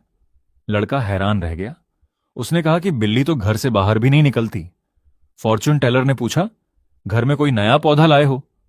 लड़के को याद आया कि उसने हवा साफ करने के लिए बालकनी में सफेद फूलों वाला नार्सिसस रखा था। फॉर्चून टेलर ने माथा पकड़ लिया। बिल्ली ने उसके पत्ते चाट लिए या गमले के नीचे जमा पानी पी लिया। यह पौधा बिल्लियों के लिए जानलेवा होता है। उल्टी, दौरे, नसों का लकवा और फिर दिलबंद, यही इसका असर है। लड़का रोने लगा। फॉर्चून टेलर चिल्लाया, अभी भागो! डॉक्टरों से कहना नार्सिसस पॉइजनिंग है। तुरंत उल्टी करवाओ, पेट साफ करवाओ और एंटीटॉक्सिन लगवाओ। 10 मिनट भी देर हुई तो भगवान भी नहीं बचा पाएंगे। लड़का दौड़ पड़ा। तभी पास का एक वेट डॉक्टर आ गया और ताना मारते हुए बोला, लगते तो बड़े एक्सपर्ट हो, किस यूनिवर्सिटी से डिग्री ली है? बिना टेस्ट के जहर कैसे बता दिया? भीड़ भी थोड़ा शक करने लगी। डॉक्टर ने कहा, मैंने ब्लड टेस्ट और बायोकेमिकल टेस्ट सुझाए थे, लेकिन मालिक के पास पैसे नहीं थे, इसलिए दवा देकर घर भेज दिया। फॉर्चून टेलर ने गुस्से में कहा, यही तुम्हारी जिम्मेदारी है? जहर से मरती बिल्ली को विटामिन देकर घर भेज दिया? डॉक्टर बोला कि यही मेडिकल प्रोटोकॉल है। फॉर्चून टेलर ने ठंडे स्वर में जवाब दिया, और यही प्रोटोकॉल उसकी मौत की वजह बन जाता। तभी डिलीवरी बॉय दौड़ता हुआ वापस आया। उसने रिपोर्ट डॉक्टर के मुंह पर मारते हुए कहा, देखो, फॉर्चून टेलर बिल्कुल सही था।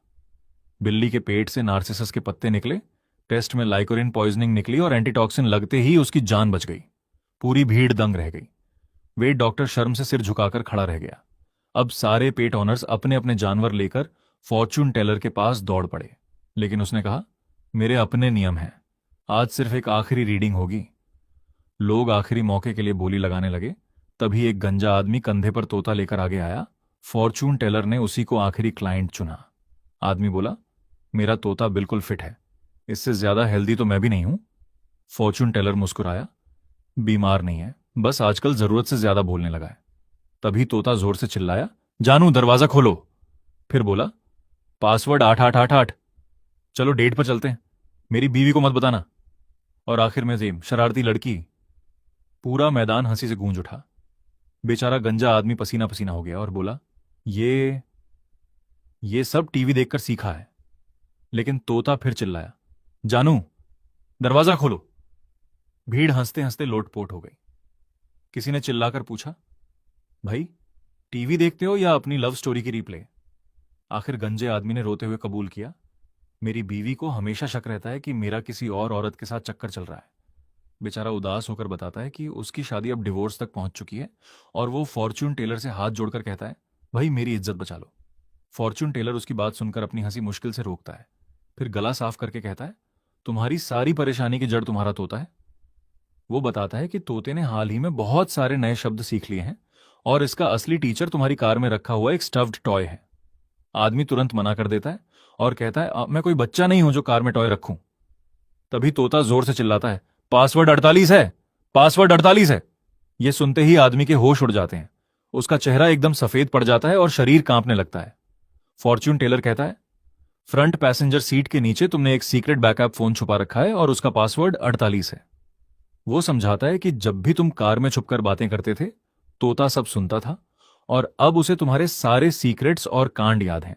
यानी तुम्हारी वाइफ जो घर पर सुनती है वो सिर्फ मिमिक्री नहीं, बल्कि तुम्हारी हरकतों का लाइव रिप्ले है। पूरा माहौल शांत हो जाता है और लोग उस गंजे आदमी को ऐसे देखने लगते हैं जैसे फॉर्चून रीडिंग नहीं, बल्कि उसकी लाइव बेइज्जती चल रही हो। तभी तोता बार बार बोलता है, मेरी वाइफ को मत बताना। इतने में उसका फोन बजता है और स्क्रीन पर वाइफ का नाम शेरनी दिखता है। बेचारा डरते डरते कॉल उठाता है। उधर फॉर्चून टेलर के सिस्टम में नोटिफिकेशन आता है कि मिशन सक्सेसफुल रहा, उसके ब्रेन ट्यूमर की एक्टिविटी और कम हो गई, उसकी लाइफ बढ़ गई और उसे नई पावर स्पिरिचुअल ईयर मिल गई। अब गंजे भाई घर जाकर बचे या नहीं, ये तो भगवान ही जाने। रात में एक लग्जरी ब्लैक कार आती है जिसमें से आर्कियोलॉजी एक्सपर्ट ओल्ड शीन उतरते हैं। वो फॉर्चून टेलर के घर पहुंचकर उसे उसके पूरे नाम जांग फोंग से बुलाते हैं और बताते हैं कि उन्होंने उसकी मेडिकल रिपोर्ट देखी है जिसमें पता चला कि उसका ब्रेन ट्यूमर बढ़ने की बजाय धीरे धीरे ठीक हो रहा है। फिर वो सरकार की तरफ से उसे एक स्पेशल रिसर्च प्रोजेक्ट में शामिल होने का ऑफिशियल इन्विटेशन देते हैं। फॉर्च्यून टेलर पूछता है कि रिसर्च किस बारे में है, तो एक्सपर्ट बताते हैं कि ये ऐसी रहस्यमयी चीजों पर है जिन्हें साइंस आज तक नहीं समझ पाई। उसे एक प्राइवेट फैसिलिटी में पहला विक्टिम दिखाया जाता है जो लगातार कुछ अजीब अजीब बड़बड़ा रहा होता है। कंट्रोल रूम में बैठे एक प्रोफेसर उसका मजाक उड़ाते हैं, लेकिन तभी एक साइंटिस्ट नोटिस करता है कि फॉर्च्यून टेलर की उंगलियों की टैपिंग बिल्कुल विक्टिम के होंठों की मूवमेंट से मैच कर रही है। माहौल अचानक बदल जाता है। फॉर्च्यून टेलर अपनी टेलीपैथी एक्टिवेट करता है और अपनी विजन में देखता है कि विक्टिम पानी में डूब रहा है। उसके पैरों में घास लिपटी हुई है और उसके फेफड़े जल रहे हैं। आंखें खोलकर वो पूछता है, क्या जोंग ह्युआन 7 साल की उम्र में अपने गांव की नदी में डूबा था और उसकी जान मुश्किल से बची थी? ये सुनते ही पूरा ऑब्जर्वेशन रूम सन्न रह जाता है। प्रोफेसर चिल्ला उठता है, यह नामुमकिन है। एक्सपर्ट चेन तुरंत अपनी टीम को सिर्फ 3 मिनट में जांच पूरी करने का आदेश देते हैं। कुछ देर बाद फोन पर कंफर्म होता है कि फॉर्च्यून टेलर की कही हर बात बिल्कुल सच थी। बताया जाता है कि 21 साल पहले जोंग ह्युआन अपने गांव की पुरानी हाई नदी में डूब गया था। 5 मिनट से ज्यादा बेहोश रहा और गांव वालों ने आखिरी पल में उसकी जान बचाई थी। अगर आपको लगता है कि अब असली गेम शुरू होने वाला है तो कमेंट में 48 जरूर लिखना। संदेह में डूबा प्रोफेसर बार बार सदमे में यही दोहराता है कि ऐसा हो ही नहीं सकता। वो बताता है कि आर्कियोलॉजी टीम ने उस युवक से सिर्फ 3 दिन पहले खुदाई वाली जगह पर संपर्क किया था जहां प्रीकिन युग की बांस की पट्टियां मिली थीं। जो भी उन पट्टियों को छूता उसकी मानसिक हालत बिगड़ने लगती और 1 हफ्ते के अंदर सभी अजीब लक्षण दिखाने लगते। वे ऐसी रहस्यमयी भाषा बोलने लगते जिसे कोई समझ नहीं पाता। फॉर्च्यून टेलर एक्सपर्ट से पूछता है कि आखिर उन्होंने उसे क्यों बुलाया है और उससे क्या करवाना चाहते हैं।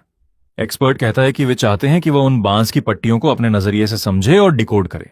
साथ ही लालच भी देता है कि उनके पास देश की सबसे बेहतरीन मेडिकल टीम और एक सीक्रेट बायोलॉजिकल लैब है जो शायद उसके ब्रेन ट्यूमर का असली इलाज कर सके। यह सुनकर फॉर्च्यून टेलर सोच में पड़ जाता है क्योंकि उसका सिस्टम सिर्फ उसकी जिंदगी कुछ दिन बढ़ाता है, बीमारी खत्म नहीं करता। आखिरकार वह यह मौका लेने का फैसला करता है और तुरंत दूसरे मरीज को लाने के लिए कहता है। दूसरी मरीज एक महिला होती है जिसे कसकर बांधा गया होता है। वह हिस्टेरिकल होकर चिल्लाती रहती है, सब जला दो, सब जला दो। कंट्रोल रूम में बैठे एक्सपर्ट नोटिस करते हैं कि वह सिर्फ आग की बात कर रही है। तभी फॉर्च्यून टेलर प्रोफेसर सन से कहता है कि तुरंत प्राथमिक स्कूल की किताब में मौजूद एक कविता चलाओ। जैसे ही स्पीकर पर कविता बजती है, बछड़ा अभी भी पहाड़ी पर घास चर रहा है। महिला की हालत धीरे धीरे सुधरने लगती है। उसे बचपन की याद आती है जब वह आग में फंस गई थी और उसकी मां उसे बचाने आई थी। वह धीरे से मां कहती है और होश में आ जाती है। फॉर्च्यून टेलर उसके माथे पर हाथ रखकर कहता है, आग खत्म हो चुकी है, अब तुम पूरी तरह सुरक्षित हो। महिला शांति से सो जाती है। वह एक्सपर्ट्स को समझाता है कि उनकी टीम पागल नहीं हुई थी, बल्कि उन बांस की पट्टियों ने उनके जीवन की सबसे डरावनी यादों को ऐसे जिंदा कर दिया था जैसे वे बार बार कोई वीआर फिल्म देख रहे हों। एक्सपर्ट चेन समझ जाता है कि यह यादों पर आधारित एक शक्तिशाली मानसिक प्रभाव है और प्रोफेसर सन जोड़ते हैं कि इसकी सूचना तरंगें सीधे दिमाग के मेमोरी सेंटर पर असर डालती है। तभी तीसरा मरीज खुद चलकर कमरे में आता है। वह न चिल्लाता है और न कुछ बोलता है, बस कानों तक फैली डरावनी मुस्कान के साथ चुपचाप बैठ जाता है। फॉर्च्यून टेलर उसे देखकर पूछता है, प्रोफेसर लू, क्या तुम्हें 30 साल पहले की वह गर्मी याद है जब तुमने अपनी 5 साल की बेटी खो दी थी? इतना सुनते ही उसकी मुस्कान गायब हो जाती है और वह फूट फूट कर रोने लगता है। वह अपनी बेटी नाना का नाम लेकर टूट जाता है। फॉर्च्यून टेलर बताता है कि बांस की पट्टियों ने उसके जीवन के सबसे बड़े पछतावे को पकड़ लिया था। 30 साल पहले वह देश का मशहूर वैज्ञानिक था, लेकिन विदेश में रिसर्च में फंसा रहा। उसकी बेटी को गंभीर बीमारी हुई और जब तक वह अस्पताल पहुंचा बहुत देर हो चुकी थी। तब से वह खुद को यही समझाता रहा कि अगर उस दिन वह रोने की बजाय मुस्कुराता तो शायद उसकी बेटी खुश होकर कोमा से जाग जाती। यही पछतावा उन पट्टियों ने हमेशा दोहराने वाला कोड बना दिया। इसलिए वह सच में मुस्कुरा नहीं रहा था, बल्कि अपनी पूरी जिंदगी अपनी बेटी से खामोशी से माफी मांग रहा था। प्रोफेसर जमीन पर गिरकर रोने लगता है। फॉर्च्यून टेलर गार्ड से कहता है कि उसे आराम करने दो, उसके साथ एक साइकेट्रिस्ट रखो और उसे रोने दो, क्योंकि दिल का दर्द बाहर निकलने के बाद ही उसे राहत मिलेगी। इसके बाद फॉर्च्यून टेलर 1 महीने की छुट्टी लेकर समुद्र किनारे आराम करने चला जाता है। तभी उसके सिस्टम का नोटिफिकेशन आता है कि वह जरूरत से ज्यादा रिलैक्स हो चुका है, इसलिए उसे तुरंत नया मिशन दिया जाता है। नया मिशन मीडिया प्रोडक्शन सिटी में एक्टर्स की किस्मत पढ़ने का होता है। अगले दिन वह फिल्म सिटी पहुंचकर अपना बोर्ड लगाता है, फिजियोग्नॉमी से कास्टिंग, मेकअप से किस्मत बदलें। एक जूनियर आर्टिस्ट उसका मजाक उड़ाता है कि अब तो ठग भी प्रिसिजन टारगेटिंग करने लगे हैं। फॉर्च्यून टेलर शांत होकर कहता है, जिसे भरोसा नहीं वो दूर रहे। तभी पहली अभिनेत्री उसके पास आती है और पूछती है कि क्या वह सच में चेहरा देखकर कास्टिंग बता सकता है। वह पूछता है, वो कितने साल से एक्स्ट्रा हो?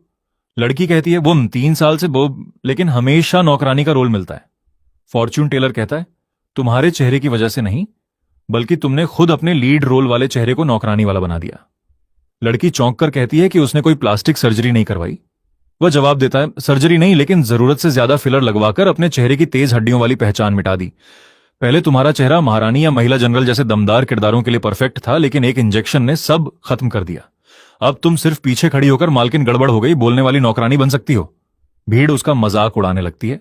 लड़की रोते हुए समाधान पूछती है। फॉर्च्यून टेलर कहता है कि तुरंत अस्पताल जाकर सारे फिलर हटवा दो, फिर पास वाले ब्लडी टॉम के सेट पर जाओ जहां महिला जनरल के लिए घुड़सवारी करने वाली स्टंट डबल की जरूरत है। वह समझाता है कि रोल खतरनाक है, इसलिए कोई करना नहीं चाहता, लेकिन अगर तुमने यह मौका पकड़ लिया तो 1 साल के अंदर अपना खुद का रोल मिलेगा, वरना जिंदगी भर नौकरानी ही बनी रहोगी। तभी असिस्टेंट डायरेक्टर दौड़ता हुआ आता है और डायरेक्टर गुस्से में उसे ठग कहकर वहां से निकल जाने का आदेश देता है। वह बोर्ड पढ़कर हंसता है और ताना मारता है, कास्टिंग और किस्मत बदलने की बात करते हो तो सीधे हीरो हीरोइन का नाम क्यों नहीं बता देते? फिर चुनौती देता है, अगर इतनी ही ताकत है तो मेरी किस्मत पढ़कर दिखाओ। फॉर्च्यून टेलर उसे ध्यान से देखकर शांत आवाज में कहता है, तुम्हारी दोनों भौहों के बीच का हिस्सा बिल्कुल काला पड़ चुका है, भौहों के सिरे बिखरे हुए हैं और होंठ भी असामान्य रूप से फीके हैं। ये संकेत बताते हैं कि बहुत जल्द तुम्हें बड़ा आर्थिक नुकसान और भारी मुसीबत झेलनी पड़ेगी। ये सुनते ही डायरेक्टर गुस्से से आग बबूला हो जाता है। डायरेक्टर गुस्से में उंगली दिखाकर उसे धमकाता है और कहता है कि उसे उसकी बातों की बिल्कुल परवाह नहीं। तभी फॉर्च्यून टेलर उसकी बात काटते हुए कहता है, आज जो एक्सप्लोजन वाला सीन शूट होना है उसमें विस्फोटक गलत जगह लगाए गए हैं, उन्हें तुरंत 3 मीटर बाईं तरफ शिफ्ट करो, वरना आज सिर्फ पैसों का नुकसान नहीं होगा, जिस हाथ में वॉकी टॉकी पकड़ी है वही हाथ चला जाएगा। यह सुनकर डायरेक्टर आग बबूला हो जाता है और उसे जान से मारने तक की धमकी देने लगता है। तभी एक्सप्लोसिव एक्सपर्ट घबराया हुआ दौड़ता आता है और चिल्लाकर बताता है कि फाइनल चेक में पता चला है कि विस्फोटक हीरो के बहुत पास लगाए गए हैं और उन्हें तुरंत 3 मीटर बाईं तरफ हटाना पड़ेगा।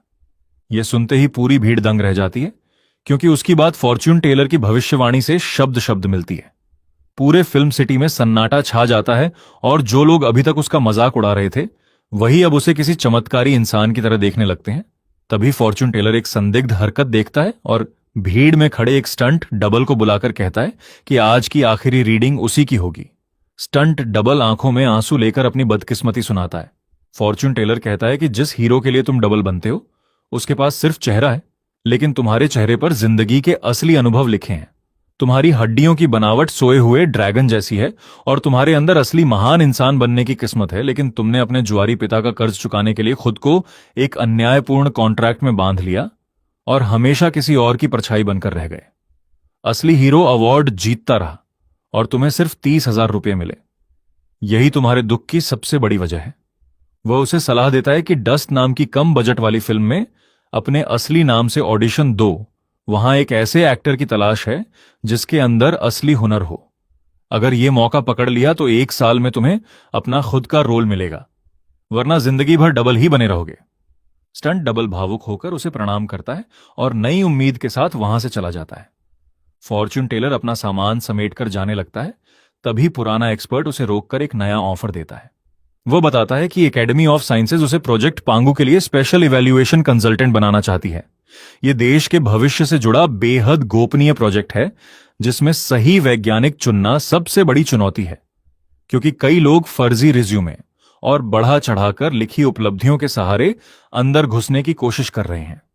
तभी उसके सिस्टम से नया मिशन आ जाता है, जिसमें उसे रोज सुबह 10 से 12 बजे तक उम्मीदवारों की किस्मत और ऊर्जा पढ़कर 3 सही उम्मीदवार चुनने होते हैं।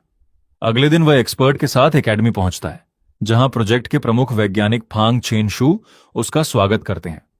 फॉर्च्यून टेलर हाथ मिलाने की बजाय अपना छोटा लकड़ी का स्टूल निकालकर उस पर बैठ जाता है। फांग छिड़कर पूछता है कि यह अजीब हरकत क्यों, तो वह शांत होकर कहता है कि उसे अपनी चीजों पर बैठना ज्यादा पसंद है। पहला उम्मीदवार अंदर आता है, जिसे फांग जीनियस डॉक्टर बताता है। फॉर्च्यून टेलर अपनी खास आंख से उसकी ऊर्जा देखता है, जो बाहर से जलते हुए विशाल पेड़ जैसी चमक रही होती है, लेकिन अंदर से पूरी तरह सड़ी हुई होती है। वह कहता है कि इसकी प्रतिभा इसकी अपनी नहीं बल्कि किसी और की है। फिर खुलासा करता है कि 3 साल पहले इसके सुपरवाइजर की मौत के बाद ही इसकी रिसर्च अचानक दुनिया भर में मशहूर हुई। यह सुनकर उम्मीदवार के चेहरे का रंग उड़ जाता है। फांग गुस्से में आरोपों का विरोध करता है, लेकिन फॉर्च्यून टेलर कहता है कि बस इसके दिवंगत प्रोफेसर की फाइलें और लैब एक्सीडेंट की रिपोर्ट जांच लो। तुरंत जांच शुरू होती है और कुछ ही देर बाद पता चलता है कि उम्मीदवार ने अपने सुपरवाइजर प्रोफेसर ली चिंगो की रिसर्च चुराई थी और लैब हादसा भी पहले से रचा गया षड्यंत्र था। सिक्योरिटी उसे गिरफ्तार करके बाहर ले जाती है। फॉर्च्यून टेलर समझाता है कि कागज, डिग्री और रिसर्च चुराई जा सकती है, लेकिन इंसान की ऊर्जा कभी झूठ नहीं बोलती। फांग आखिरकार उसकी बात मान लेता है। थोड़ी देर बाद फॉर्च्यून टेलर ताजी हवा लेने बाहर निकलता है और रिसर्च सेंटर में घूमते हुए अचानक एक कोने में झाड़ू लगाते बूढ़े सफाई कर्मचारी की ऊर्जा देखता है, जो एक विशाल बैंगनी ड्रैगन की तरह आसमान छू रही होती है। वह तुरंत कहता है, जिस जीनियस की तुम लोग तलाश कर रहे हो वो यही आदमी है। फांग हंसकर कहता है कि ये तो अंकल लू हैं जो 20 साल से यहां सफाई कर रहे हैं। तभी बूढ़ा कर्मचारी मशीन की तरफ देखकर कहता है कि इस सेंट्रीफ्यूज की बेयरिंग सिर्फ 0.03 मिलीमीटर टेढ़ी है और अगर अभी नहीं रोका गया तो अंदर रखे सुपर कंडक्टर सैंपल पूरी तरह बर्बाद हो जाएंगे। फांग तुरंत मशीन चेक करता है और स्क्रीन पर बिल्कुल 0.03 मिलीमीटर की ही चेतावनी देखकर उसके होश उड़ जाते हैं। वह हैरान होकर पूछता है कि यह कैसे पता चला। बूढ़ा मुस्कुराकर कहता है कि उसने सिर्फ मशीन की आवाज सुनकर समझ लिया, क्योंकि उसकी आवाज किसी बीमार इंसान जैसी लग रही थी। फॉर्च्यून टेलर दोबारा अपनी आंख से उसे देखता है और उसके अंदर छिपी रहस्यमयी बैंगनी आभा देखकर कहता है कि इतनी किस्मत और इतनी ऊर्जा किसी साधारण इंसान की नहीं हो सकती। वह देश की नींव रखने वाले महान लोगों में से एक है। एक्सपर्ट उसकी गुप्त फाइल खोलते हैं और पता चलता है कि यह साधारण सफाई कर्मचारी नहीं, बल्कि देश के परमाणु रिएक्टर कूलिंग सिस्टम के चीफ इंजीनियर लियू चिन बांग हैं। सबकी आंखें नम हो जाती हैं। प्रोफेसर फांग झुककर उनसे माफी मांगता है। बूढ़े वैज्ञानिक मुस्कुराकर फॉर्च्यून टेलर से पूछते हैं कि उसने उनकी असली पहचान कैसे जान ली। वह जवाब देता है, मैं कभी किसी की डिग्री, पैसा या पुरानी उपलब्धियां नहीं देखता। मैं सिर्फ यह देखता हूं कि उसके अंदर मेहनत और जुनून की आग अभी भी जल रही है या नहीं। तभी तीसरी उम्मीदवार, एक खूबसूरत लड़की, मुस्कुराते हुए कमरे में प्रवेश करती है। वह फॉर्च्यून टेलर से हाथ मिलाने आगे बढ़ती है, लेकिन जैसे ही वह अपनी खास आंख से उसे देखता है, उसके पैरों तले जमीन खिसक जाती है, क्योंकि उसकी नजर में वो इंसान नहीं बल्कि एक रोबोट निकलती है।